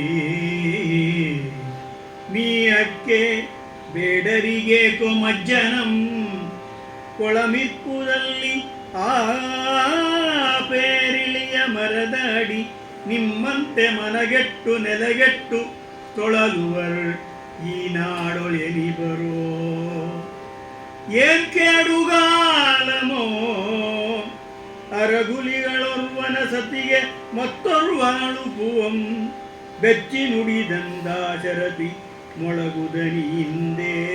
ತಕ್ಷಣ ಕೇಳ್ತಾನೆ, ಆರಸತಿಗೆ ಆರೊಳುಪಿದರಜ್ಜಿ, ಹೋಗು ಹೋಗು ಮಗು, ಮಿಂದು ಬಾ, ಕತೆ ಹೇಳುವೆನು ಉಂಡ ಮೇಲೆ. ಆ ಹೊಲಸು ವಾರ್ತೆ ನೀವು ಎಲ್ಲಿಂದ ಬಂದಿದ್ದೀರಪ್ಪ? ಕಂದರಿರ ನೀವು ಯಾರು? ನನ್ನ ಈ ಕಣ್ಣು ಮೊಬ್ಬಾಗಿದೆ, ಮನದ ಭಾವ ಮಂಜಾಗಿದೆ, ಏನೊಂದನ್ನು ತಿಳಿಯೋದಕ್ಕೆ ಸಾಧ್ಯ ಆಗ್ತಿಲ್ಲ ಅಂತಾಳೆ. ಮನದ ಭಾವ ಏಕೆ ಮಂಜಾಗಿತ್ತು ಅಂತ ಯೋಚಿಸಿದ್ರೆ, ಕಾದು ಕಾದು ಬಂದಾನು ಬಾರನು ಅಂತ ಅವಳು ನಿಟ್ಟಿಸಲು ಬಿಡುವಾಗ ಮನ ಕೂಡ ಮಂಜಾಗಿತ್ತಂತೆ, ಮಬ್ಬಾಗಿತ್ತಂತೆ. ಅಜ್ಜಿ, ನಮ್ಗೆ ಮನೆ ಇಲ್ಲ, ಮಾರಿಲ್ಲ, ನಾವು ನೆಲೆಗಟ್ಟು ಕಾಡು ಬೀಡಾಗಿರೋರು. ತಾಯಿ, ಇಲ್ಲೆಲ್ಲಾದ್ರೂ ಸ್ನಾನ ಮಾಡಕ್ಕೆ ನೀರಿದ್ಯಾ ಅಂತ ಕೇಳ್ತಾಳೆ. ಶಬರಿ ಬಹಳ ಆಶ್ಚರ್ಯ, ಬೇಡರಿಗೆ ಯಾಕಪ್ಪ ಸ್ನಾನ? ಅದು ಇರ್ಲಿ ಅಂದ್ಬಿಟ್ಟು, ಇಲ್ಲಿ ಪೇರಳ ಮರದ ಅಡಿಯಲ್ಲಿ ಕೊಳ ಇದೆ, ನಿಮ್ಮಂತೆ ಮನೆಗೆಟ್ಟು ನೆಲೆಗೆಟ್ಟು ತೊಳಲಾಡುವರು ಈ ನಾಡಿನಲ್ಲಿ ಎಷ್ಟು ಜನ ಇದ್ದಾರೋ ಏನೋ, ಕೇಡುಗಾಲ ಬಂತೋ ಏನೋ, ಒಬ್ಬನ ಪತ್ನಿಯನ್ನ ಇನ್ನೊಬ್ಬ ಬಯಸುವಂತಹ ಧರ್ಮದ್ರೋಹಿಗಳು ಅಂತ ಜೋರಾದ ಧ್ವನಿಯಲ್ಲಿ ಶಬರಿ ಹೇಳ್ತಾಳೆ. ಆ ಮಾತನ್ನ ಕೇಳಿ ರಾಮ ಗಾಬರಿ ಆಗ್ಬಿಡ್ತಾನೆ. ಯಾರ ಸತಿ ಬಗ್ಗೆ ಯಾರು ಮೋಹಗೊಂಡ್ರು ಅಜ್ಜಿ ಅಂತ. ಅದಕ್ಕೆ ಶಬರಿ ಹೇಳ್ತಾಳೆ, ಹೋಗು ಮಿಂದು ಬಿಟ್ಟು ಬಾ, ಊಟ ಮಾಡಿದ ಮೇಲೆ ಆ ಕಥೆ ಹೇಳ್ತೀನಿ, ಆ ಹೊಲಸು ವಾರ್ತೆಯನ್ನ ನಿಧಾನ ಕೇಳ್ತೀನಿ, ಹೋಗು ಅಂತಾಳೆ. ಒಂದು ಕಾಲದ ಆದರ್ಶ ಮತ್ತೊಂದು ಕಾಲಕ್ಕೆ ಹೇಗೆ ಹಳಸಲಾಗ್ಬಿಡತ್ತೆ ಅನ್ನೋದಕ್ಕೆ ಇದೊಂದು ಮಾತು ಉದಾಹರಣೆಯಾಗಿ ನಿಲ್ಲುತ್ತೆ. ಸ್ವ್ಯಾಪಿಂಗು, ಲಿವಿಂಗ್ ಟುಗೆದರ್ ಅನ್ನುವಂಥ ಪಾಶ್ಚಾತ್ಯ ನಡೆಯನ್ನ ಅನುಕರಣೆ ಮಾಡ್ತಾ ಭಾರತ ದೇಶದ ಅನನ್ಯವಾದ ಕುಟುಂಬ ಸಂಸ್ಕೃತಿಯನ್ನ ಒಡೆದು ಹಾಕ್ತಾ ಇರುವಂತ ಈ ಕಾಲದಲ್ಲಿ ಈ ಮಾತನ್ನ ಕೇಳಿದ್ರೆ ಕೆಲ ಯುವ ಜನ ನಗ್ತಾರೇನೋ ಗೊತ್ತಿಲ್ಲ. ಆದರೆ ಕುಟುಂಬದಲ್ಲಿರುವಂತಹ ಒಗ್ಗಟ್ಟಿನ ಶಕ್ತಿ ಲಿವಿಂಗ್ ಟುಗೆದರ್ ನಲ್ಲಿ ಇರೋದಕ್ಕೆ ಸಾಧ್ಯ ಇಲ್ಲ. ಯಾಕೆಂದ್ರೆ ಅಲ್ಲಿ ಜವಾಬ್ದಾರಿ ಇಲ್ಲ, ಕರ್ತವ್ಯ ಪ್ರಜ್ಞೆ ಇಲ್ಲ. ಉಳಿದ ದೇಶಗಳಿಂದ ಭಾರತೀಯರು ಯಾಕೆ ನೆಮ್ಮದಿಯಾಗಿ ಬದುಕ್ತಿದ್ದಾರೆ ಅಂದ್ರೆ ಅದರಲ್ಲಿ ಇರುವಂತಹ ಕುಟುಂಬ ವ್ಯವಸ್ಥೆಯೇ ಬಹುಮುಖ್ಯವಾದ ಕಾರಣ. ಕುಟುಂಬಸ್ಥರು ಒಬ್ಬರ ಹೆಗಲಿಗೆ, ಒಬ್ಬರ ಕಷ್ಟಕ್ಕೆ ಇನ್ನೊಬ್ಬರಾಗ್ತಾರೆ. ಒಬ್ಬನ ಪತ್ನಿಯನ್ನ ಇನ್ನೊಬ್ಬ ಬಯಸುವ ಧರ್ಮದ್ರೋಹಿ ಅನ್ನುವಂಥ ಶಬರಿಯ ಮಾತು ಆ ಕಾಲದ ಧರ್ಮವನ್ನ ಹೇಳುತ್ತೆ. ಸಾಹಿತ್ಯ ಎಂದರೆ ಅದೇ ಅಲ್ಲವೇ? ಆಯಾ ಕಾಲದ ಸಾಮಾಜಿಕ ನೆಲೆ, ಧಾರ್ಮಿಕ ನೆಲೆ, ಆರ್ಥಿಕ ನೆಲೆ, ಆಹಾರ ಸಂಸ್ಕೃತಿ, ವಿಹಾರ ಸಂಸ್ಕೃತಿ, ಕಲೆ ಮೊದಲಾದವುಗಳನ್ನ ಸಹಸ್ರಾರು ವರ್ಷಕ್ಕೂ ಬುತ್ತಿ ಕಟ್ಟಿಕೊಡುವುದು ಎಂದರೆ ಅದು ಸಾಹಿತ್ಯಕ್ಕೆ ಮಾತ್ರ ಸಾಧ್ಯ. ಧರ್ಮ ಅಂದ್ರೆ ಸರಳವಾಗಿ ಒಂದು ಮಾತು ಹೇಳಬಹುದು ಅಂದ್ರೆ, ನನಗೆ ಯಾವುದು ಆಗಬಾರದು ಎಂದು ನಾನು ನಿರೀಕ್ಷಿಸ್ತೀನೋ ಅದನ್ನ ನಾನು ಬೇರೆಯವರಿಗೆ ಮಾಡಬಾರದು. ಇಲ್ಲಿ ಶಬರಿ ಹೋಗು ಮಿಂದು ಬಾಪ ಮಗು, ಊಟ ಆದ್ಮೇಲೆ ಕತೆ ಹೇಳ್ತೇನೆ ಅನ್ನುವಾಗ ಮೊದಲು ತಾಯ್ತನಕ್ಕೆ ಇಲ್ಲಿ ಪ್ರಾಧಾನ್ಯತೆ. ಮಮತೆ ಸ್ಫುರಿಸುವಂತ ತಾಯಿ ಮೊದಲು ತನ್ನ ಕಂದಗಳ ಹೊಟ್ಟೆ ತುಂಬಿದ್ಯಾ ಅಂತ ನೋಡಿಕೊಳ್ತಾಳೆ. ಹಾಗಾಗಿ ಶಬರಿಯವರಿಗೆ ಮೊದಲು ಊಟ ಮಾಡಲಿಕ್ಕೆ ಹೇಳ್ತಾಳೆ. மீயலைதல்கே இருவரும் கொಳಕೆ ಮುದುಕಿ ಕೌತುಕಕ್ಕಾಗಿ ಮುಟ್ಟಿ ನೋಡಿದನು. ಅವರ ಪಿಟಕಮಂಬಿಲ್ಗಳಂ ಬತ್ತಳಿಕೆಯಂ ಮತ್ತೆ ನಾರುಡೆಗಳಂ ವಸ್ತು ಒಂದೊಂದರಿಂದಾಕೆ ಬಿಚ್ಚುತ್ತ ಅಚ್ಚರಿ ಒಟ್ಟಳವಾದೊಡಂ ತನ್ನೂಹೆ ರಚಿಸಿದ್ದ ರಾಮನಂ ಕಂಡಳಿಲ್ಲ. ಆ ಬಂದ ಕೈರಾತ ವೃಕ್ಷಾವತಾರರಲಿ ರಾಮನಂ ಕಂಡಲಿಲ್ಲ.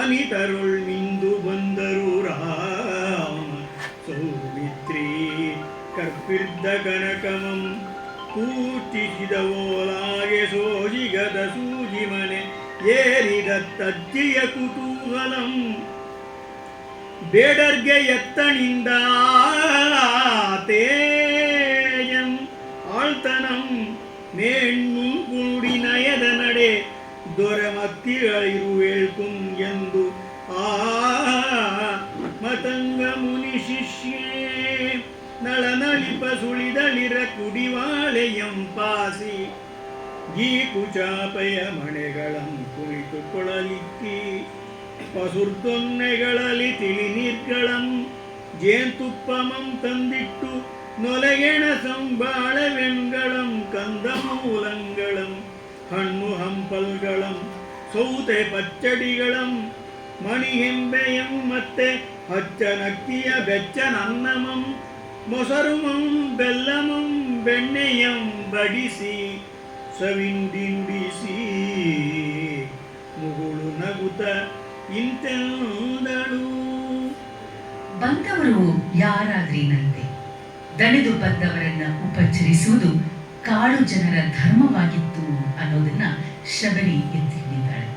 ನಗರೀಕರಣ ಮತ್ತು ಜಾಗತೀಕರಣ ಮನುಷ್ಯನ ಸಹಜವಾದ ನಡೆಗಳನ್ನ ಎಷ್ಟರ ಮಟ್ಟಿಗೆ ದಾರಿ ತಪ್ಪಿಸ್ಬಿಟ್ಟಿದ್ರೆ ಅಂದ್ರೆ, ಮನೆಗೆ ಬಂಧು ಬಾಂಧವರು ಬರ್ತಾರೆ ಅಂದ್ರೆ ಹೇಗಪ್ಪ ನಿಭಾಯಿಸೋದು, ಅವರು ಬರ್ದೇ ಇದ್ರೆ ಸಾಕು ಏನು ನೆಪ ಹೇಳಿ ತಡೆ ಒಡ್ಡಬಹುದು ಅಂತ ಯೋಚಿಸುವ ಈ ಕಾಲಘಟ್ಟದಲ್ಲಿ ನಾವು ನಿಂತಿರುವಾಗ ಅಪರಿಚಿತರಾದ್ರೂ ಕೂಡ ಅತಿಥಿ ದೇವೋ ಭವ ಅನ್ನುವ ಹಾಗೆ ಉಪಚರಿಸುವ ಶಬರಿಯ ಪರಿ ಅನುಕರಣೀಯ. ಈಗಲೂ ಕೆಲವು ಹಳ್ಳಿಗಳಲ್ಲಿ ಹಾದಿ ಹೋಕರನ್ನ ನೀರು ಕೊಟ್ಟು ಉಪಚಾರ ಮಾಡೋದುಂಟು.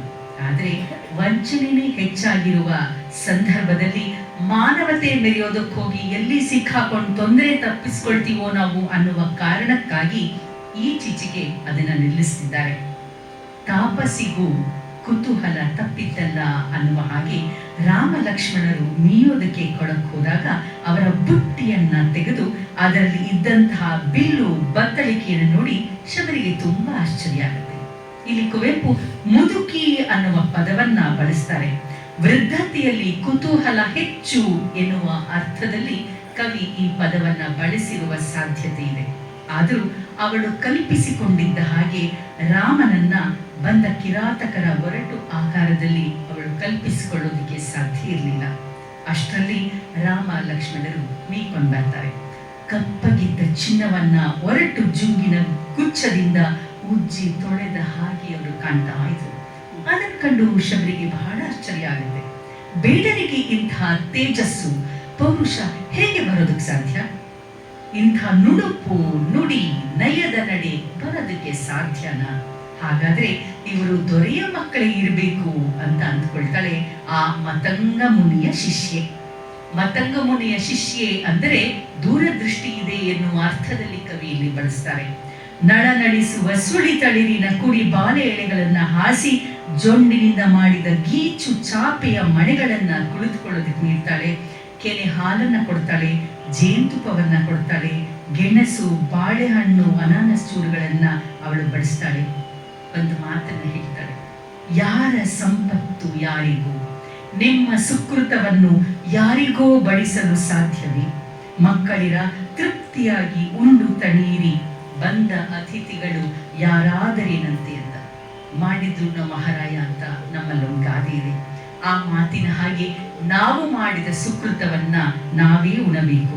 ನಿಮಗೆ ಆ ಭೋಜನ ಲಭ್ಯ ಇತ್ತು, ನಾನು ರಾಮನಿಗೆ ಅಂತ ಎತ್ತಿಟ್ಟಿದ್ದೆ, ಆದ್ರೆ ನಿಮ್ ಪಾಲಾಗೋಯ್ತಲ್ಲ ಅನ್ನುವಂತ ಒಂದು ಸಣ್ಣ ನಿರಾಶೆಯ ಸೂಚನೆ ಕೂಡ ಶಬರಿಯಲ್ಲಿ ಕಾಣುತ್ತೆ. ತಣಿಯುಂಡು ತಣೀರೈ ಮಗುಗಳಿರ ಬಂದ ಅತಿಥಿ ಯಾರಾದರೇನಂತೆ ಅನ್ನುವಂತ ದೊಡ್ಡ ಔದಾರ್ಯವನ್ನ ಶಬರಿ ಇಲ್ಲಿ ತೋರ್ತಾರೆ.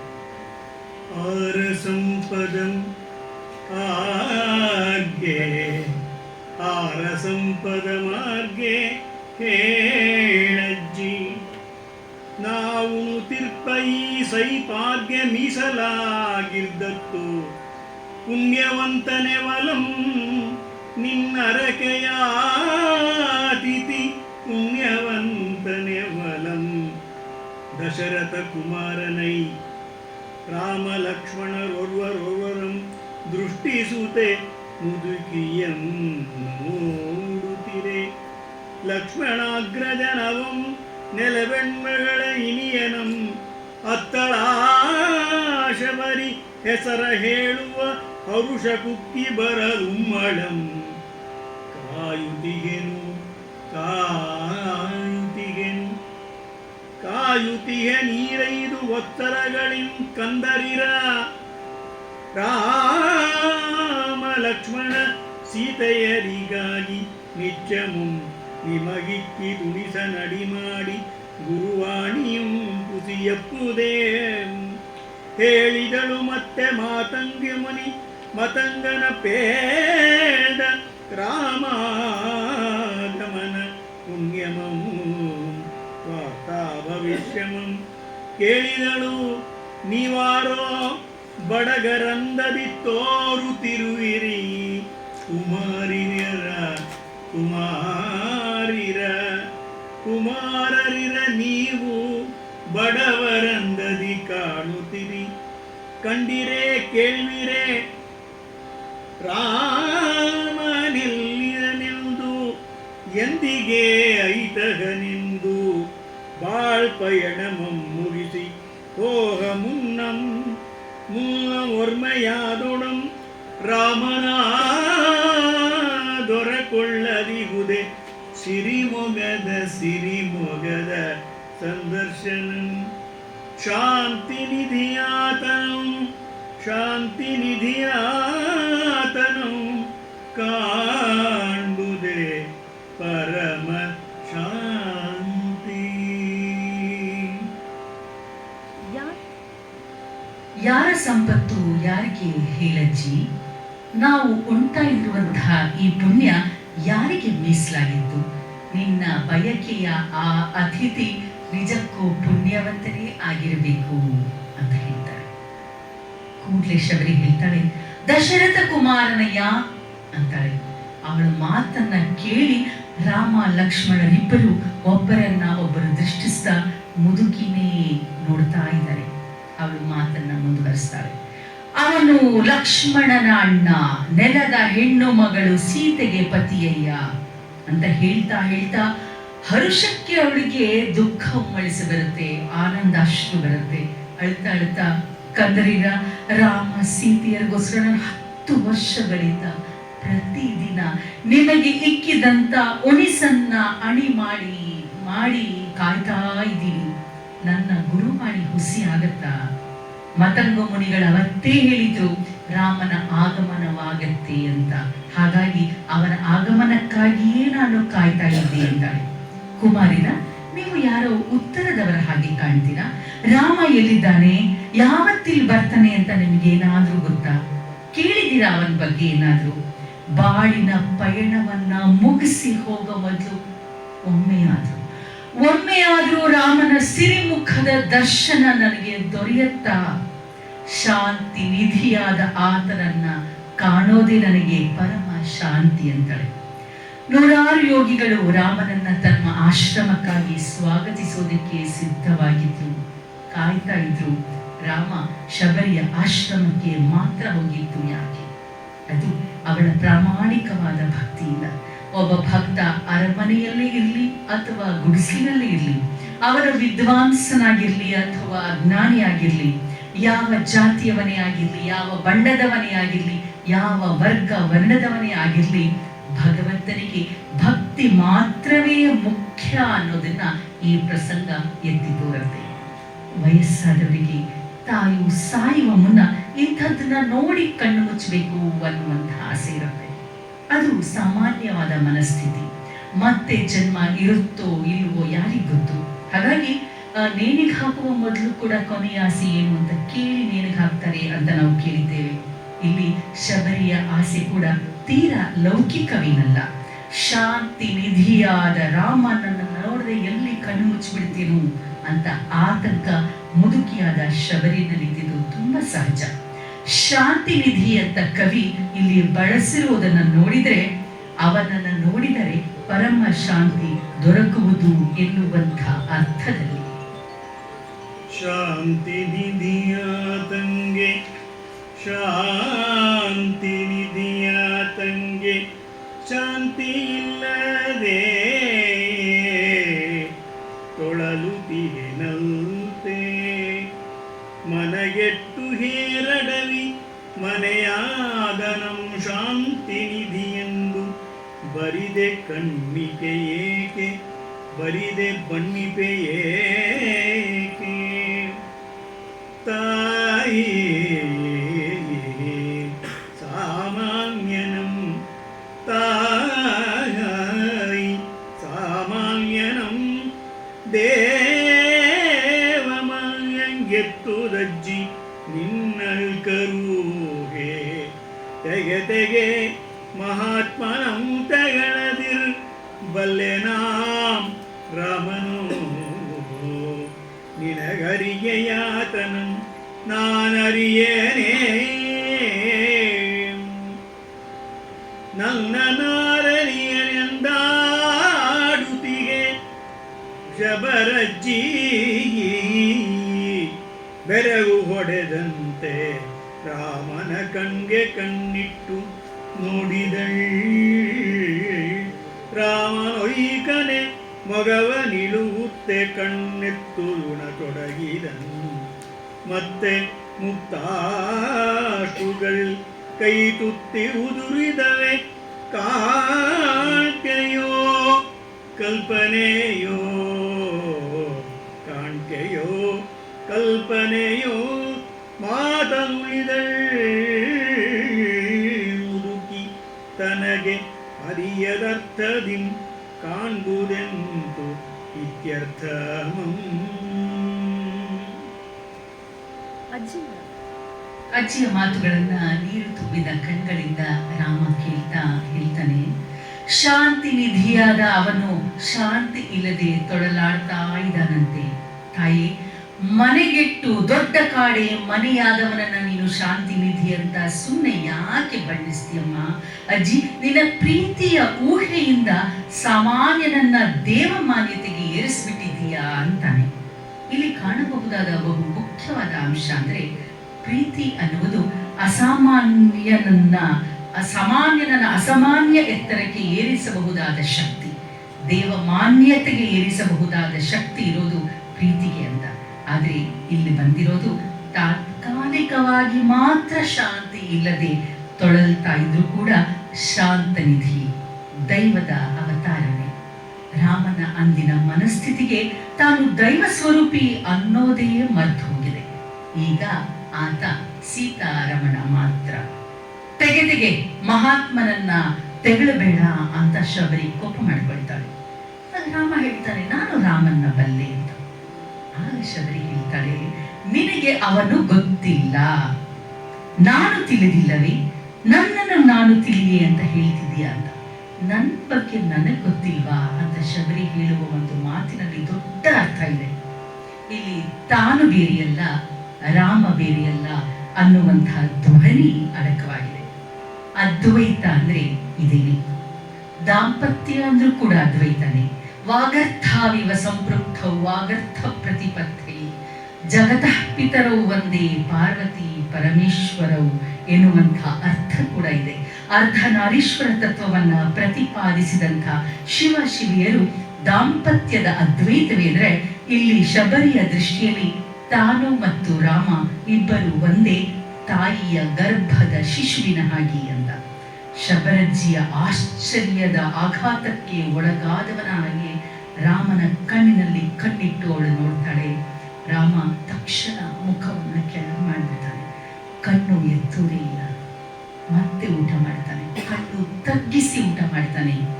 ಅವನ ಮುಕ್ತಾಶ್ರುಗಳು ಎಲೆಯ ಮೇಲೆಲ್ಲ ಬೀಳುತ್ತವೆ. ಇದು ಕಾಣ್ಕೆಯೋ ಕಲ್ಪನೆಯೋ ಗೊತ್ತಾಗದೆ ಮುದುಕಿ ಮೌನವಾಗ್ತಾಳೆ. ತನಗೆ ತಿಳಿಯದ ಅರ್ಥದಿಂದ ನಿರ್ಣಯಿಸೋದಾದರೂ ಹೇಗೆ? ರಾಮನ ಕಣ್ಣಿನಿಂದ ಉದುರಿದ ಹನಿಗಳು ಅವನದ ಮನದ ಉಮ್ಮಳವನ್ನ ಮತ್ತು ಪ್ರೀತಿಯನ್ನ ಹೊರಹಾಕಿದ ಹಾಗೆ ಭಾಸ ಆಗುತ್ತೆ. ತನಗಾಗಿ ಅಯೋಧ್ಯೆಯಲ್ಲಿ ಮಾತ್ರವಲ್ಲ, ಇಡೀ ಭರತ ಖಂಡದಲ್ಲಿ ಸಾಕಷ್ಟು ಜನ ಪ್ರೀತಿಸುವ ಮಂದಿ ಇದ್ದಾರೆ ಅಂತ ತಿಳಿದಾಗ ರಾಮನಿಗೆ ಆ ಕ್ಷಣ ತನ್ನ ಬಾಳು ಸಾರ್ಥಕವಾಯಿತು ಅನಿಸಿರಬಹುದು. ಬಹುಶಃ ಇಂಥ ಪ್ರೀತಿಯನ್ನ ಭರತ ಖಂಡದ ಅನೇಕ ಕಡೆ ಅವನು ಉಂಡಿದ್ರಿಂದಾನೇ ರಾಮ ತನ್ನ ರಾಜ್ಯವನ್ನ ಅಷ್ಟು ಸುಭಿಕ್ಷವಾಗಿ ಸಮರ್ಥವಾಗಿ ಪ್ರೀತಿಯಿಂದ ಆಳೋದಕ್ಕೆ ಸಾಧ್ಯವಾಯಿತು. ರಾಮರಾಜ್ಯ ಅಂತ ಹೆಸರಾಗೋದಕ್ಕೆ ಅವನ ಇಂಥ ಅನುಭವಗಳೇ ಆಕರಗಳಾಗಿದ್ದಿರಬಹುದು ಅನ್ಸುತ್ತೆ. ಯಾಕೆಂದ್ರೆ ಬದುಕು ಅನ್ನುವುದು ಅನುಭವಗಳ ಗಣಿ. ರಾಮನ ಕಣ್ತುಳುಕಿನಿಂದ ಮುದುಕಿ ಮೌನವಾದ.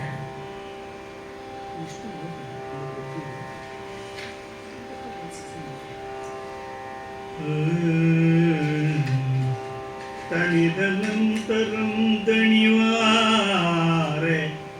ಮಲಗಿದ ಮಧ್ಯಾಹ್ನ ವಿಶ್ರಾಂತಿಯಂ ಬಿಳಿಮೈಯ ನೆಳ್ಚತ್ತು ಹೊರಗೆ ಹೋಗಿರೆ ನೀಲಿಮಯ್ಯವಂ ಕನಭರಿಸಿದನ್ ಸೀತೆ ಸೀತೆ ಬಾಯಿಲ್ಲಿ ಸೀತೆ ಬಾ ಪ್ರಿಯೆ ಜನಕ ಜಾತೆ ಸೀತೆ ಗುಡಿಸಲೊಳೆಯ ಬಳಿಯೇ ಬೆಲ್ಲ ಬೇಲದ ಪಂಗಳಂ ಬೆರಸಿ ಪಾಗಾನಕಂ ಕೈಯುತ್ತಿದ್ದ ಅಜ್ಜಿ ಬಂದಳು ಓಡಿ ಸಜ್ಜೆಯಡೆ ನಟ್ಟು ನಿಂತು ಅವಧರಿಸಿದಳ್ ದೇವಗತ್ರನಂ ಅವಧರಿಸಿದಳ್ ಕನಸಿನಲ್ಲಿಯ ಮುಗುಳು ನಗುತ್ತಿದ್ದನಂ ಅವಧರಿಸಿದಳ್ ನೋಡಿ ಬಗೆಯಿಂಪನನುಭವಿಸಿದಳ್ ತನ್ನ ಸೌಮ್ಯನಂ ಕಂಡರಿತಳು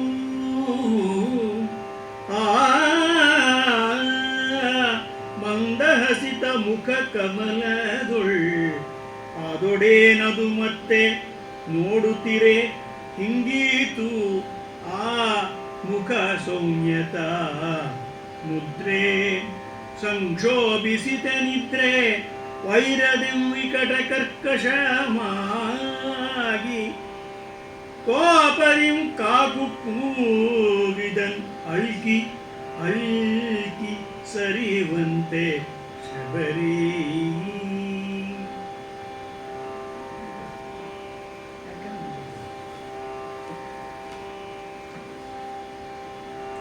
ತೃಪ್ತಿಯಾಗಿ ಊಟ ಮಾಡಿದ ನಂತರ ಮಧ್ಯಾಹ್ನದ ವಿಶ್ರಾಂತಿಗೆ ಅಂತ ದಣಿ ವಾರಿಸಿಕೊಳ್ಳೋದಕ್ಕೆ ಅವರಿಬ್ಬರು ಮಲಗ್ತಾರೆ. ಬಿಳಿ ಮೈಯ ಲಕ್ಷ್ಮಣ ಎಚ್ಚೆತ್ತು ಹೊರಗೆ ಹೋಗಿರ್ತಾನೆ. ನೀಲಿ ಮೈಯ ರಾಮ ಕನ್ವರಿಸ್ತಾ ಇದ್ದಾನೆ.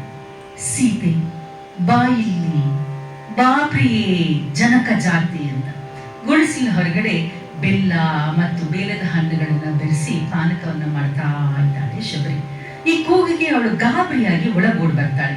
ಹಾಸಿಗೆ ಮೇಲೆ ಕಣ್ಣಿಟ್ಕೊಂಡು ಕನಸಿನಲ್ಲೇ ಮುಗುಳ್ನಗ್ತಾ ಇರ್ತಾನೆ. ಸೀತೆಯ ಕನವರಿಕೆ ರಾಮಂದು. ಆ ಮುಗುಳು ನಗುತ್ತಿದ್ದಂಥ ದೇವ ಶರೀರನನ್ನ ಶಬರಿ ನೋಡ್ತಾಳೆ. ನೋಡ್ತಾ ನೋಡ್ತಾ ಆನಂದವನ್ನ ಅನುಭವಿಸ್ತಾಳೆ. ಅವಳ ಕಣ್ಣಿಗೆ ಬೇಕಾದದ್ದು ಅದೇ ಆ ರಾಮನ ನಗೆ. ಆ ಮಂದಸ್ಮಿತವಾದ ಮುಖ ಕಮಲದಲ್ಲಿ ಸೌಮ್ಯವಾದ ಶಾಂತವಾದ ಭಾವವನ್ನ ನೋಡ್ತಾ ಇರುವ ಹಾಗೆಯೇ ಇದ್ದಕ್ಕಿದ್ದಂತೆಯೇ ವೈರದಿಂದ ಕ್ರೂರ ಕರ್ಕಶನಾಗಿ ರಾಮ ಕೂಗಾಡಿ ಬಿಡ್ತಾನೆ. ನಿಲ್ ನಿಲ್ ರಾಕ್ಷಸಾದ ಮನೆ ನಿಲ್ಲು, ನೀಚನೆ ನನ್ನ ಸೀತೆಯನ್ನ ಎಲ್ಲಿ ತೆಗೆದುಕೊಂಡು ಹೋಗ್ತೀರಿ ಅಂತ ಹೇಳು ಅಂತ ಜೋರಾಗಿ ಕೂಗ್ಬಿಡ್ತಾನೆ. ಆ ಕ್ಷಣದಲ್ಲಿ ಶಬರಿ ಗಾಬರಿ ಆಗ್ಬಿಡ್ತಾಳೆ. ಆದರೆ ರಾಮನೇ ಅವನ ಕನವರಿಕೆಗೆ ಎಚ್ಚೆದ್ದು ಕೂತ್ಕೊಂಡ್ಬಿಡ್ತಾನೆ. ರಾಮನ ಕನಸು ಮನಸ್ಸಿನಲ್ಲೂ ಸೀತೆನೆ ಆವರಿಸ್ಕೊಂಡ್ಬಿಟ್ಟಿದ್ದಾಳೆ ಅನ್ನೋದಕ್ಕೆ ಇದೊಂದು ದೊಡ್ಡ ಸಾಕ್ಷಿ. ಶಬರಜ್ಜಿ ನೋಡ್ತಾ ಇದ್ದಾಳೆ. ಆಗ ಆ ಯಾರೋ ನನ್ನನ್ನು ಗುರುತಿಸ್ಬಿಟ್ರಲ್ಲ, ನನ್ನ ಕಳ್ತನವನ್ನ ಕಂಡು ಹಿಡಿದು ಬಿಟ್ರಲ್ಲ ಅನ್ನೋ ನಾಚಿಕೆಯಿಂದ ಮುಖವನ್ನ ಕೆಳಗೆ ಮಾಡಿಕೊಂಡು ರಾಮ ಮಾತಾಡ್ತಾನೆ. ಅಜ್ಜಿ, ತಪ್ಪು ಮಾಡಿದೆ. ಕಂಡ ಕನಸನ್ನ ನನಸು ಅಂದ್ಕೊಂಡ್ಬಿಟ್ಟು ಸುಮ್ಮನೆ ನಿನ್ನನ್ನು ಹೆದರಿಸ್ಬಿಟ್ಟೆ ಅಂತ. ಅಜ್ಜಿ ಕೂಲೆ ತಪ್ಪನೆ ಬಿದ್ದು ರಾಮನನ್ನ ಅಪ್ಪಿಕೊಂಡು ಹೇಳಿದ್ದಾಳೆ. ದಮ್ಮಯ್ಯ ದಮ್ಮಯ್ಯ ಸಾಕಿನ್ನು ಮರೆ ಮಾಡ್ಬಿಡಯ್ಯ. ಓ ನನ್ನ ಕಂದಯ್ಯ ರಾಮಚಂದ್ರಯ್ಯ, ನನ್ನ ಮಗಳಿಗೆ ಏನಾಯ್ತು ಹೇಳಯ್ಯ? ಸೀತೆ ಎಲ್ಲಿದ್ದಾಳೆ ಕೇಳಾಯ್ತಾ? ಏನಾಯ್ತು? ಅಯ್ಯಯ್ಯೋ, ನನ್ನ ಈ ಹಾಳು ಕಂಗಳು ಅರಿಯಲಾರದೆ ಹೋದ್ವಲ್ಲಪ್ಪ. ಅಯ್ಯೋ, ನಾನು ಆಗಲೇ ನಿನ್ನ ತೆರೆದ ಪೆಟ್ಟಿಗೆನಲ್ಲಿ ಒಂದ್ ಸೀರೆ ಕಂಡೆ, ಆದ್ರೆ ಈ ಮುಪ್ಪು ಬೆಪ್ಪಿಗೆ ಸೀತೆ ಸೀರೆ ಅಂತ ಗೊತ್ತಾಗದೆ ಹೋಯ್ತಲ್ಲಪ್ಪ. ತಾಯ ಅಪ್ಪುಗೆಯ ತೊಟ್ಟಿಲಲ್ಲಿ ರಾಮ ಶಿಶುವಾಗಿ ಬಿಡ್ತಾನೆ. ನಾನು ನಿರ್ಭಾಗ್ಯನಾದ ರಾಮ. ಅಜ್ಜಿ, ಸೀತೆಯನ್ನ ಅಸುರ ಎತ್ಕೊಂಡು ಹೋಗ್ಬಿಟ್ಟಿದ್ದಾನೆ. ಅವಳನ್ನು ಹುಡುಕೋದಕ್ಕೆ ಅಂತ ಲಕ್ಷ್ಮಣನ ಜೊತೆ ನಾನು ಅಲೆದಾಡ್ತಾ ಇದ್ದೀನಿ ಅಂತಾನೆ. ಹಾಗೆ ನುಡಿದು ಸೀತಾಕಾಂತ ದುಃಖಿತನಾಗಿ ಅಜ್ಜಿಯ ತೋಳುಗಳು ಅಪ್ಪಿದ ತೆಕ್ಕಿಯಲ್ಲಿ ಧೈರ್ಯವಾಗಿ ಬಿಕ್ಕಿ ಬಿಕ್ಕಿ ಅಳಕ್ ಶುರು ಮಾಡ್ತಾನೆ. ತಾಯಿಯ ಮಡಿಲಿನಲ್ಲಿ ಯಾರಾದ್ರೂ ಸರಿನೇ, ಅವರು ಶಿಶುಗಳೇನೆ. ಈ ಸಂದರ್ಭದಲ್ಲಿ ಅಮ್ಮ ಎಂದರೆ ಏನೋ ಹರುಷವು ಅನ್ನುವಂಥ ಹಾಡುಗಳು ಇಷ್ಟು ಕ್ಷಣದಲ್ಲಿ ನಮ್ಮ ಕಣ್ಮುಂದೆ ಬರುತ್ತೆ. ತಾಯಿ ಅಂದ್ರೇನೆ ಹಾಗೆ. ತಾಯಿಯನ್ನ ನೆನೆದರೆ ಹಸಿವಿಲ್ಲ ಅನ್ನುವಂಥ ಮಾತಿದೆ. ತಾಯಿಯ ಮಡಿಲಿನಲ್ಲಿ ಸಿಕ್ಕುವಂಥ ನೆಮ್ಮದಿ, ಆನಂದ ಯಾವ ಸ್ವರ್ಗದಲ್ಲೂ ಸಿಕ್ಕೋದಕ್ಕೆ ಸಾಧ್ಯ ಇಲ್ಲ. ರಾಮ ಕೌಸಲ್ಯೆ, ಸೌಮಿತ್ರಿ, ಕೈಕೆಯ ಮಡಿಲಿನ ರುಚಿಯನ್ನ ಮಾತ್ರ ಕಂಡಿದ್ದ. ಈಗ ಶಬರಿಯ ಮಡಿಲಿನ ಸೌಖ್ಯವನ್ನ ಕೂಡ ಕಾಣ್ತಾ ಇದ್ದಾನೆ. ತಾಳಲಾರದೆ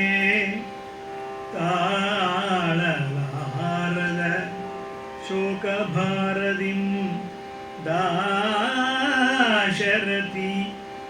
ಎಳಲಾರದೆ ತಾಳಲಾರದೆ ಏಳಲಾರದೆ ಶಯ್ಯಯಿಂ ಶಬರಿ ಶುಶ್ರೂಷೆಯಂ ಬೇಳ್ಪಾತಿಥಿಯಾದನು ಪೇಳಲೇ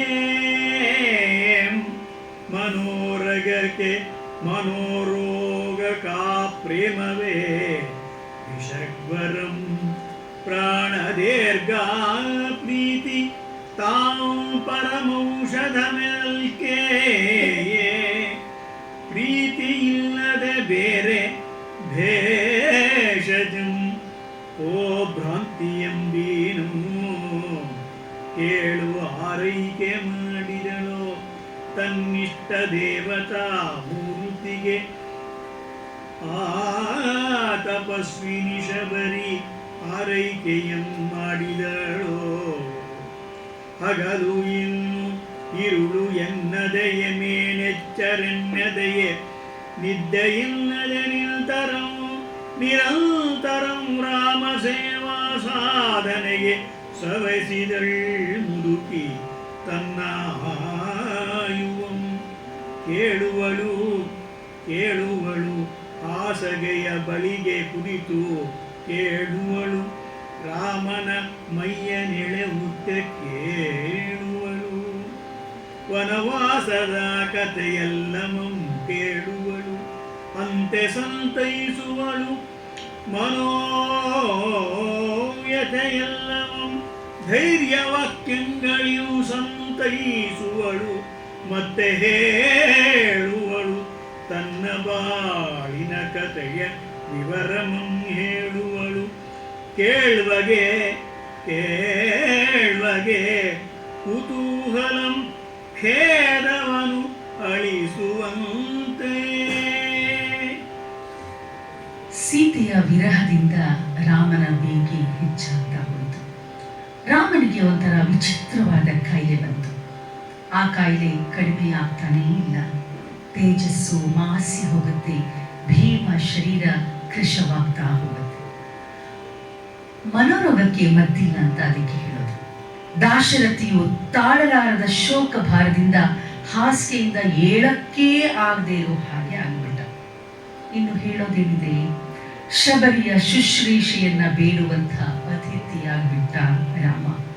ಮನೋರೋಗಕ್ಕೆ ಪ್ರೇಮವೇ ಉತ್ತಮವಾದ ಔಷಧ, ಪ್ರಾಣದ ಗಾಯಕ್ಕೆ ಪ್ರೀತಿನೇ ಪರಮ ಔಷಧ ಅನ್ನುವ ಹಾಗೆ, ಪ್ರೀತಿ ಇಲ್ಲದೆ ಬೇರೆ ಔಷಧ ಭ್ರಾಂತಿ ಅನ್ನುವ ಹಾಗೆ ತಪಸ್ವಿನಿ ಶಬರಿ ತನ್ನ ಇಷ್ಟ ದೇವತೆಯ ಮೂರ್ತಿಗೆ ಆಲೈಕೆ ಮಾಡ್ತಾ ಹೋಗ್ತಾಳೆ. ಮುದುಕಿ ಹಗಲು ಅನ್ಲಿಲ್ಲ, ഇരുಳು ಅನ್ಲಿಲ್ಲ, ರಾತ್ರಿ ಮಲಗಲಿಲ್ಲ, ಹಗಲಲ್ಲೂ ಮಲಗಲಿಲ್ಲ. ಸದಾ ಎಚ್ಚರವಾಗಿ ರಾಮನ ನಿರಂತರವಾದ ಸೇವೆಯಲ್ಲಿ ತೊಡಗಿಕೊಂಡು ತನ್ನ ಆಯುಷ್ಯವನ್ನ ಸವಿಸ್ತಾ ಇದ್ದಾಳೆ. ಹಾಸಿಗೆಯ ಬಳಿ ಕುಳಿತು ರಾಮನ ಮೈಯನ್ನ ತಡುತ್ತಾ ನೀವುತ್ತಾ ಅವನ ವನವಾಸದ ಕಥೆಯೆಲ್ಲ ಕೇಳ್ತಾಳೆ. ಜೊತೆಗೆ ಅವನ ಮನೋವಿಹತೆ ಎಲ್ಲ ಶಮನವಾಗುವ ಹಾಗೆ ಧೈರ್ಯದ ಮಾತುಗಳನ್ನಾಡ್ತಾಳೆ. ಇದರ ಜೊತೆಗೆ ತನ್ನ ದುಃಖದ ಕಥೆಯನ್ನು ಹೇಳಿ ಅವನಿಗೆ ಧೈರ್ಯವನ್ನ ಕೊಡ್ತಾಳೆ. ಅನೇಕ ಸಂಶೋಧನೆಗಳ ಪ್ರಕಾರ ಯಾವ ವ್ಯಕ್ತಿಗೆ ಜೀವನದಲ್ಲಿ ಕುಟುಂಬದ, ಸಂಗಾತಿಯ ಮತ್ತು ಸ್ನೇಹಿತರ ಸಂಪೂರ್ಣವಾದ ಪ್ರೀತಿ ದೊರಕಿದೆಯೋ ಅವರು ಆರೋಗ್ಯವಾಗಿ, ಸಂತೋಷವಾಗಿ ಹಾಗೂ ದೀರ್ಘಾಯುವಾಗಿ ಇರ್ತಾನೆ. ಸಾಮಾಜಿಕ ಸಂಬಂಧ ಮನುಷ್ಯನ ಸರ್ವತೋಮುಖ ಕಲ್ಯಾಣಕ್ಕೆ ಅತಿ ಅವಶ್ಯಕ ಅನ್ನೋದನ್ನ ಸಂಶೋಧನೆಗಳು ದೃಢಪಡಿಸಿವೆ. ದುಃಖವಾದಾಗ ಕಣ್ಣೊರೆಸುವಂತಹ ಕೈಗಳು ಬೇಕು, ಒರಗೋದಕ್ಕೆ ಹೆಗಲಿರಬೇಕು, ಸಂಕಟದಲ್ಲಿ ಕೈ ಜೋಡಿಸುವಂತಹ ಕರಗಳಿರಬೇಕು. ಆಗ ಎಂಥ ಕಷ್ಟವನ್ನಾದರೂ ಗೆಲ್ಲಬಹುದು ಅನ್ನೋದನ್ನ ಇತಿಹಾಸ ಮತ್ತು ಪುರಾಣ ಸಾಕ್ಷೀಕರಿಸಿಕೊಂಡೇ ಬಂದಿದೆ. ಆದರೆ ರಾಮ ಎಷ್ಟು ನೋವು ಸಂಕಟಗಳನ್ನ ಅನುಭವಿಸ್ತಾ ಅಂದ್ರೆ ಈ ಪ್ರೀತಿಯನ್ನು ಮೀರಿದ ಸಂಕಟವನ್ನ ಅವನು ಅನುಭವಿಸ್ತಿದ್ದ. ಹಾಗಾಗಿ ಅವನ ವ್ಯಾಕುಲತೆ ಕಡಿಮೆ ಆಗಲೇ ಇಲ್ಲ. ಹಿಂಗಲೊಲ್ಲದೆ ಹೋಯಿತು ರಾಮನ ವಿಚಿತ್ರ ರುಜೆ, ಹಿಂಗಲೊಲ್ಲದೆ ಹೋಯಿತು ತೇಜಂ ಸುಳಿದತ್ತು, ಭೀಮವಪು ಕೃಶವಾಯಿತು ದಿನ ದಿನಕ್ಕೆ ರಾವಣನ ರಾಜತಂತ್ರದ ಬಯಕೆ ಕೈಗೂಡಿತ್ತು ಎಂಬಿನಂ ಮುರುಟಿದುದು ಮನದ ಕೆಚ್ಚು.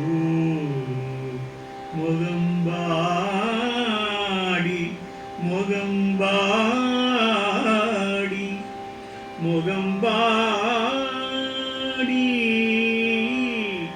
ಬೀಳ್ದುದು ಹೆಚ್ಚು.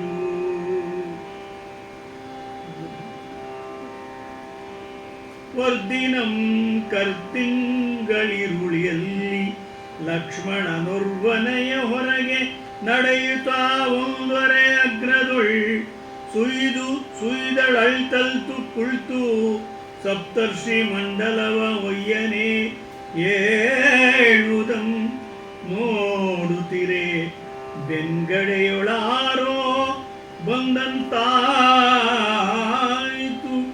ಕತ್ತಲೊಳ್ ಕಣ್ಣು ಅರಿಯದಿರ್ದೊಡಂ ಕತ್ತಲೊಳ್ ಕಣ್ಣರಿಯದಿರ್ದೊಡಂ ಶಬರಿಯಂ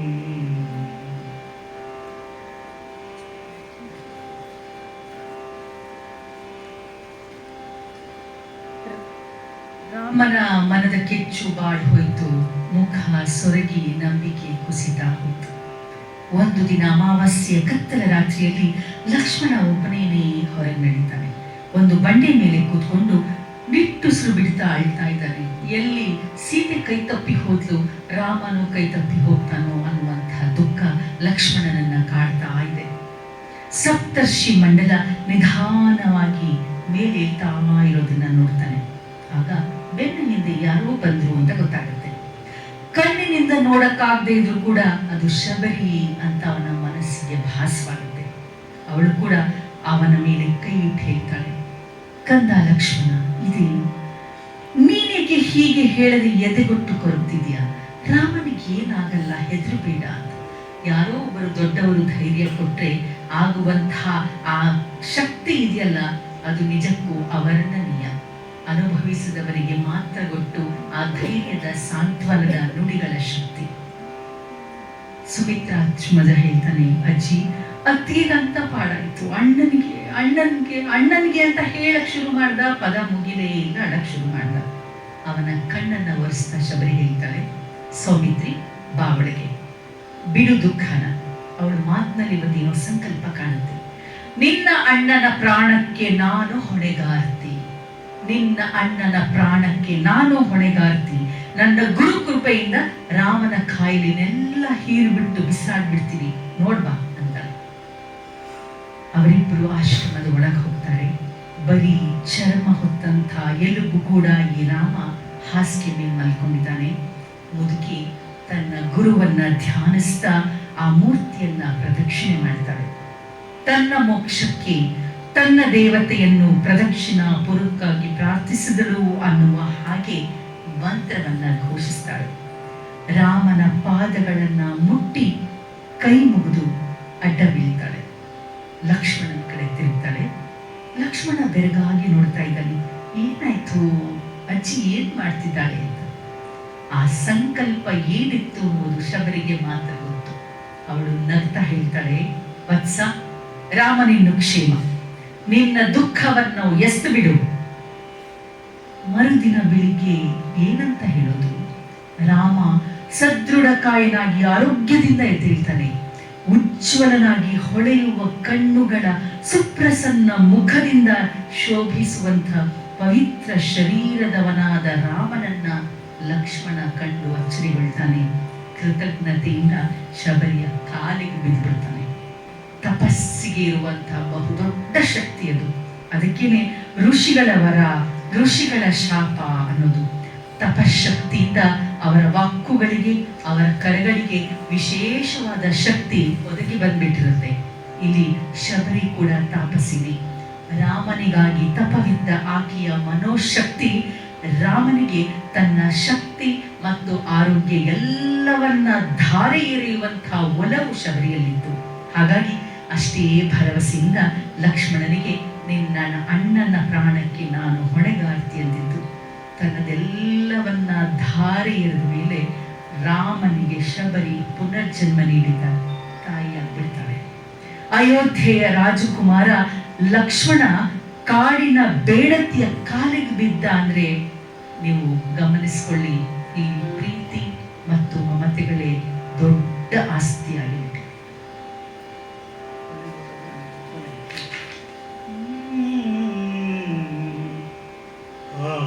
ಹಾಸಗೆ ಹಿಡಿದಳ ದಿನವೇ,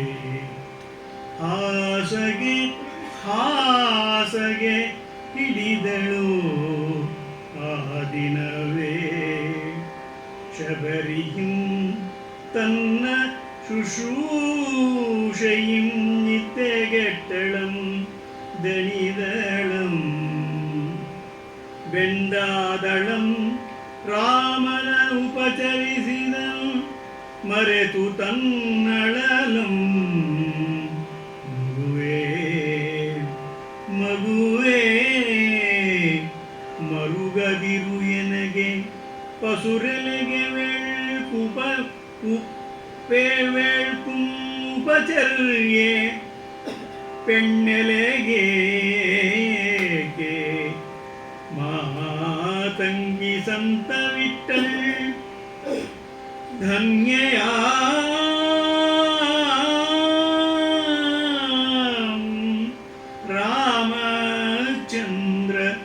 ರಾಮಚಂದ್ರ ಧನ್ಯಯ ನೀಂ ಪ್ರೀತಿ ಪರಿಚರ್ಯಗೈಯುತ್ತಿರಲ್ ಆಂ ಶಾಂತಿಯಂ ಸೇರಿದ ಪೆನ್ ಅಧ್ಯಾತ್ಮಮಂ ಮಿಗಿಲ್ ಇದಕ್ಕೆ ಸೈಪುತಾಂ ಬೇರೆ ಒಳದೆ ಮಾಳ್ಪ ಕಚ್ಚಂ ನಿನಗೆ ಮುಂದೆ ಬೆಟ್ಟವಿದೆ ಬೆಟ್ಟ ತಾಗಿದೆ ಕನಸ ನಾಂ ಕಂಡೆ ಕೇಳಿ ವಿತ್ತೇಜನವರಜನ ದಶಕಂಠ ರಾವಣನ ಲಂಕೆಯುದ್ಯಾನದೊಳ್ ಸೀತೆ ಸೊರಗಿರ್ದಳೈ ಮುರುಗಿರ್ದಳೈ ಕಂದ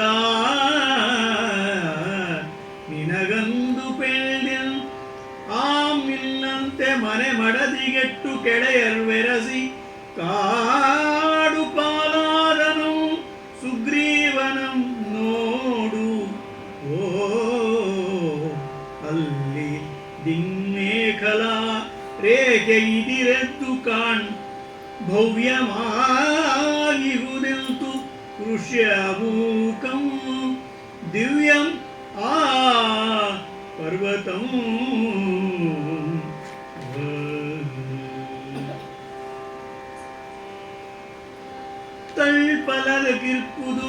ತಳ್ಪಲದ ಕಿರ್ಪುದು ಮತಂಗ ಮುನಿಕಾನನಂ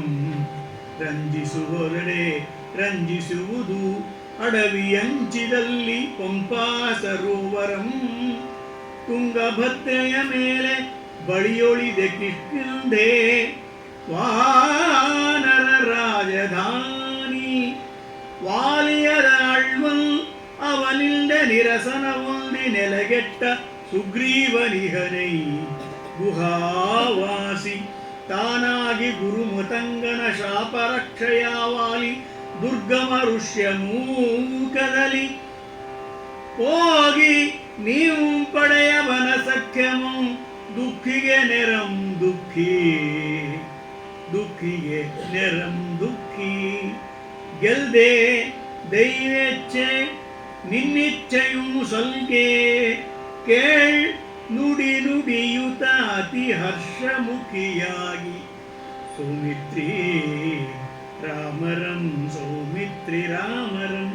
ಸುಖಭಷ್ಪನೆತ್ತದಿ ನೋಡುತ್ತೆ ಕಣ್ಮುಚ್ಚಿದಳ್ ಆ ಅಮರ ಸನ್ಮಾನ್ಯೆ ಕಣ್ಮುಚ್ಚಿದಳ್ ದೇವ ಸೀತಾನಾಥ ದಿವ್ಯಾಶ್ರು ತೀರ್ಥ ಜಲ ಸಂಸ್ನಾತೆ ಸಂಪೂತೆ ಮೇಳ್ ಶಿವ ಕಳೆ ಬರೆ ಧನ್ಯೇ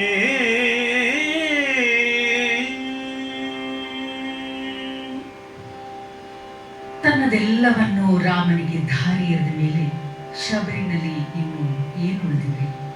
ಪ್ರಾಣ ಹೋದ ಮೇಲೆ ದೇಹ ಇದ್ದ ಹಾಗೆ. ಆ ದಿನನೇ ಶಬರಿ ಹಾಸಿಗೆ ಬಿಡ್ತಾಳೆ. ತನ್ನ ಶುಶ್ರೂಷೆಯಿಂದ ನಿದ್ದೆಗೆಟ್ಟು ದಣಿದು ಬೆಂಡಾದವಳನ್ನ ರಾಮ ತನ್ನ ದುಃಖವನ್ನ ಮರೆತು ಉಪಚಾರ ಮಾಡ್ತಾನೆ. ಆಗ ಶಬರಿ ಹೇಳ್ತಾಳೆ, ಮಗು ನನಗೋಸ್ಕರ ಮರೆಯಬೇಡ, ಹಸುರೆಲೆಗೆ ಉಪಚಾರ ಬೇಕು ನಿಜ, ಆದ್ರೆ ಹಣ್ಣೆಲೆಗೇಕೆ ಅಂತ ಅವನನ್ನ ಸಮಾಧಾನ ಮಾಡಿ, ರಾಮಚಂದ್ರ ನಾನು ಧನ್ಯ, ನೀನು ಪ್ರೀತಿಯಿಂದ ಶುಶ್ರೂಷೆ ಮಾಡ್ತಾ ಇದ್ರೆ ನಾ ಶಾಂತಿಯಿಂದ ಸ್ವರ್ಗವನ್ನ ಅಧ್ಯಾತ್ಮವನ್ನ ಸೇರ್ತೇನೆ. ಇದಕ್ಕಿಂತ ಮಿಗಿಲಾದ ಪುಣ್ಯ ನನಗೇನಿದೆ? ನಾನು ನಿನಗೋಸ್ಕರನೇ ಇಡೀ ಜೀವನವನ್ನ ಮುಡಿಪಾಗಿಟ್ಟೆ. ಈಗ ನಿನ್ನ ಕಣ್ಮುಂದೆಯೇ ನಿನ್ನ ಕರದಲ್ಲಿ ನಾನು ಪ್ರಾಣ ಬಿಡ್ತೀನಿ ಅಂದ್ರೆ ಇದಕ್ಕಿಂತ ದೊಡ್ಡ ಪುಣ್ಯ ಬೇರೆ ಏನೂ ಇಲ್ಲ. ಹಾಗಾಗಿ ನನಗೋಸ್ಕರ ನೀನು ಪರಿತಪ್ಪಿಸ್ಬೇಡ. ನಿನಗೆ ಮಾಡಬೇಕಾದ ಕೆಲಸ ತುಂಬಾ ಇದೆ. ನಾನೊಂದು ಕನ್ಸ್ಕಂಡೆ, ಕುಬೇರನ ಸಹೋದರನಾದ ದಶಕಂಠ ರಾವಣನ ಲಂಕೆಯ ಉದ್ಯಾನದಲ್ಲಿ ಸೀತೆ ಸೊರಗಿದ್ದಾಳೆ, ದುಃಖದಲ್ಲಿದ್ದಾಳೆ ಕಂದ. ನಿನ್ನ ಹಾಗೆ ಮನೆ ಮಡದಿಗಿಟ್ಟು ತನ್ನ ಸುಗ್ರೀವ ಕೂಡ ಸ್ನೇಹಿತರ ಜೊತೆಗೆ ಕಾಡು ಪಾಲಾಗಿದ್ದಾನೆ. ನೋಡು, ಋಷ್ಯಮುಖ ಪರ್ವತ ಇಷ್ಟು ದಿವ್ಯವಾಗಿದೆ, ಭವ್ಯವಾಗಿದೆ. ಅದರ ಮಗ್ಗುಲಲ್ಲಿ ಮತಂಗ ಮುನಿಯ ಕಾನನ ಇದೆ. ಅದರ ಅಡವಿಯ ಅಂಚಿನಲ್ಲಿ ಪಂಪಾ ಸರೋವರವಿದೆ. ತುಂಗಭದ್ರಾ ನದಿಯ ಹತ್ತಿರದಲ್ಲಿ ವಾನರ ರಾಜಧಾನಿ ಕಿಷ್ಕಿಂಧೆ ಇದೆ. ಅದನ್ನ ವಾಲಿ ಆಳ್ತಾ ಇದ್ದಾನೆ. ಅವನಿಂದ ಹೊರದೂಡಲ್ಪಟ್ಟಂತಹ ಸುಗ್ರೀವ ಈಗ ನಿನ್ನ ಸಹಕಾರಕ್ಕಾಗಿ ಕಾಯ್ತಾ ಇದ್ದಾನೆ. ನೀನು ಹೋಗಿ ಅವನಿಗೆ ಸಹಕಾರ ಕೊಡು, ಸಹಾಯ ಮಾಡು. ನೀನು ಸೀತೆಯನ್ನ ಹುಡುಕುವಲ್ಲಿ ಅವನ ವಾನರ ಸೇನೆ ನಿನ್ನ ಜೊತೆಗಿರುತ್ತೆ. ನಿನ್ನ ಇಚ್ಛೆಯೆಲ್ಲ ಸಫಲವಾಗಲಿ, ದೈವೇಚ್ಛೆ ಗೆಲ್ಲಲಿ ಅಂತ ಹೇಳ್ತಾಳೆ. ಹೀಗೆ ಹೇಳ್ತಾ ಹೇಳ್ತಾ ಶಬರಿಯ ಮುಖದಲ್ಲಿ ಹರ್ಷ ಕಾಣುತ್ತೆ. ಅಂದ್ರೆ ತನ್ನ ಕೊನೆ ಬಂತು ಅಂತ ಅವಳಿಗೆ ಅರ್ಥವಾಯಿತು. ಆಗ ರಾಮ ಕಣ್ಣೆದುರಿಗಿದ್ದಾನಲ್ಲ ಅನ್ನುವಂಥ ಸಂತೋಷದಲ್ಲಿ ಆಕೆ ಅವರಿಬ್ಬರನ್ನ ನೋಡ್ತಾ ನೋಡ್ತಾ ಶಿವ ಕಲ್ಯಾಣ ಕರೇ ಕಳೇಬರಳಾಗಿ ಕಣ್ಣನ್ನ ಮುಚ್ಚಿಬಿಡ್ತಾಳೆ. ಧನ್ಯ ಭಾಗದಲ್ಲಿ ಶಬರಿ ರಾಮನ ಪಾದದಲ್ಲಿ ಕಣ್ಣು ಮುಚ್ಚೋದು ಅವಳ ಇಚ್ಛೆಯ ಹಾಗೆ. ಅದಕ್ಕೆ ಭಗವದ್ಗೀತೆಯಲ್ಲಿ ಹೇಳ್ತಾರೆ, ಅನನ್ಯಾಶ್ಚಿಂತಯಂತೋ ಮಾಮೇ ಜನಾಃ ಪರ್ಯುಪಾಸತೆ ತೇಷಾಂ ನಿತ್ಯಾಭಿಯುಕ್ತಾನಾಂ ಯೋಗಕ್ಷೇಮಂ ವಹಾಮ್ಯಹಂ. ಅನನ್ಯವಾಗಿ ಯಾರು ನನ್ನನ್ನು ಆರಾಧಿಸ್ತಾರೋ ಚಿಂತಿಸ್ತಾರೋ ಅವರಿಗೆ ನಾನು ಸದಾ ಒದಗಿ ಬರ್ತೀನಿ ಅಂತ. ಹಾಗೆ ಅನನ್ಯವಾಗಿ ಚಿಂತಿಸಿದ ಶಬರಿಯ ಕೊನೆಗಾಲದಲ್ಲಿ ರಾಮ ತನ್ನ ಪಾದವನ್ನ ಅವಳ ಪ್ರಾಣಕ್ಕೆ ಕೊಡ್ತಾನಲ್ಲ, ಅದಕ್ಕಿಂತ ಶಬರಿಗೆ ಬೇರೆ ಭಾಗ್ಯವೇ ಇಲ್ಲ. ಸ್ವಾರ್ಥಕ್ಕಾಗಿ ಮಾತ್ರ ಬದುಕದೆ ಇತರಿಗೆ ಕೂಡ ಕಿಂಚಿತ್ತಾದರೂ ಉಪಯೋಗುವ ಹಾಗೆ ಬದುಕುವುದಿದೆಯಲ್ಲ, ಅದೇ ನಿಜವಾದ ಸಾರ್ಥಕತೆ. ಶಬರಿ ಬಾಹ್ಯವಾಗಿ ಋಷಿಮುನಿಗಳ ಹಾಗೆ ಅದೇ ಆಧ್ಯಾತ್ಮಿಕ ಸ್ಥಿತಿಯನ್ನ ಹೊಂದಿಲ್ಲ. ಆದರೆ ನಿಜವಾದ ಆಧ್ಯಾತ್ಮಿಕತೆಗೆ ಬಾಹ್ಯ ಸಂಗತಿಗಳ ಜೊತೆ ಯಾವುದೇ ಸಂಬಂಧ ಇಲ್ಲ. ಅದು ಬರೀ ಭಕ್ತಿಯ ಜೊತೆಗಿನ ಸಂಬಂಧವಾಗಿದೆ. ಅಂಥ ಪ್ರೇಮಮಯಿ ತನ್ನ ಇಚ್ಛೆಯ ಹಾಗೆ ರಾಮನನ್ನ ನೋಡ್ತಾ ಅವನಿಂದ ಅಶ್ರು ತರ್ಪಣವನ್ನ ಸ್ವೀಕರಿಸ್ತಾ ಇಹಲೋಕ ತ್ಯಜಿಸ್ತಾಳೆ. ಹೀಗೆ ಭಕ್ತಿ, ಪ್ರೀತಿ, ಮಮತೆಯ ಕಡಲು ಶಬರಿಯ ಮಡಿಲು ಇಹಲೋಕದಲ್ಲಿ ಅಮರರಾಗ್ತಾಳೆ. ಹಳೆಯ ಕಥೆಯನ್ನ ಹೊಸ ಯುಗಧರ್ಮವನ್ನ ಅಳವಡಿಸಿಕೊಂಡಂತಹ ಶ್ರೀ ರಾಮಾಯಣ ದರ್ಶನಂ ದರ್ಶನ ದೀಪ ಮತ್ತು ರಸಾನುಭೂತಿ ಪ್ರದೀಪ. ಇದೀಗ ಮಂಗಳ.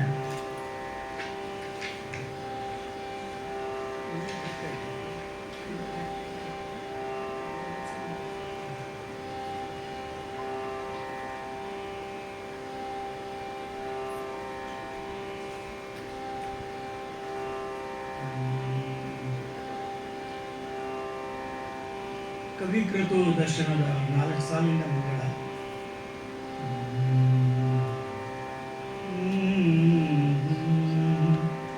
ಬಾಳುವಿನ ಪಾಣಿ ಬಾಳುವಿನ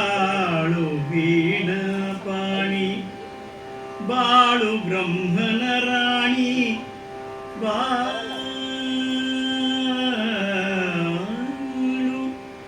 ಬಾಳು ವೀಣಾ ಪಾಣಿ ಬಾಳು ಬ್ರಹ್ಮನ ರಾಣಿ ಗಾನಗೈ ಗಾನಗೈ ಕೇಳು ಕೇಳುವೋ ಭಾವ ಗಂಗಾವೇಣಿ ನಂದನದಿ ತುಂಬಿ ಓಂಕೃತಿ ತುಂಬಿ ನಂದನದಿ ತುಂಬಿ ಓಂಕೃತಿ ತುಂಬಿ ಮೊರೆವಂತೆ ಒಲ್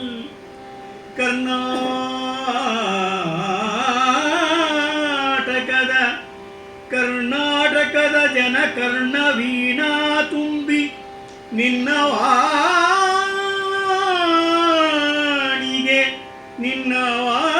ವಾಣಿಗೆ ವಿಕಂಪಿಸಿ ಝೇಂಕೃ ರಸದ ನವನೀತಮಂ ಹೃದಯದಿ ಮತಿಸುವಂತೆ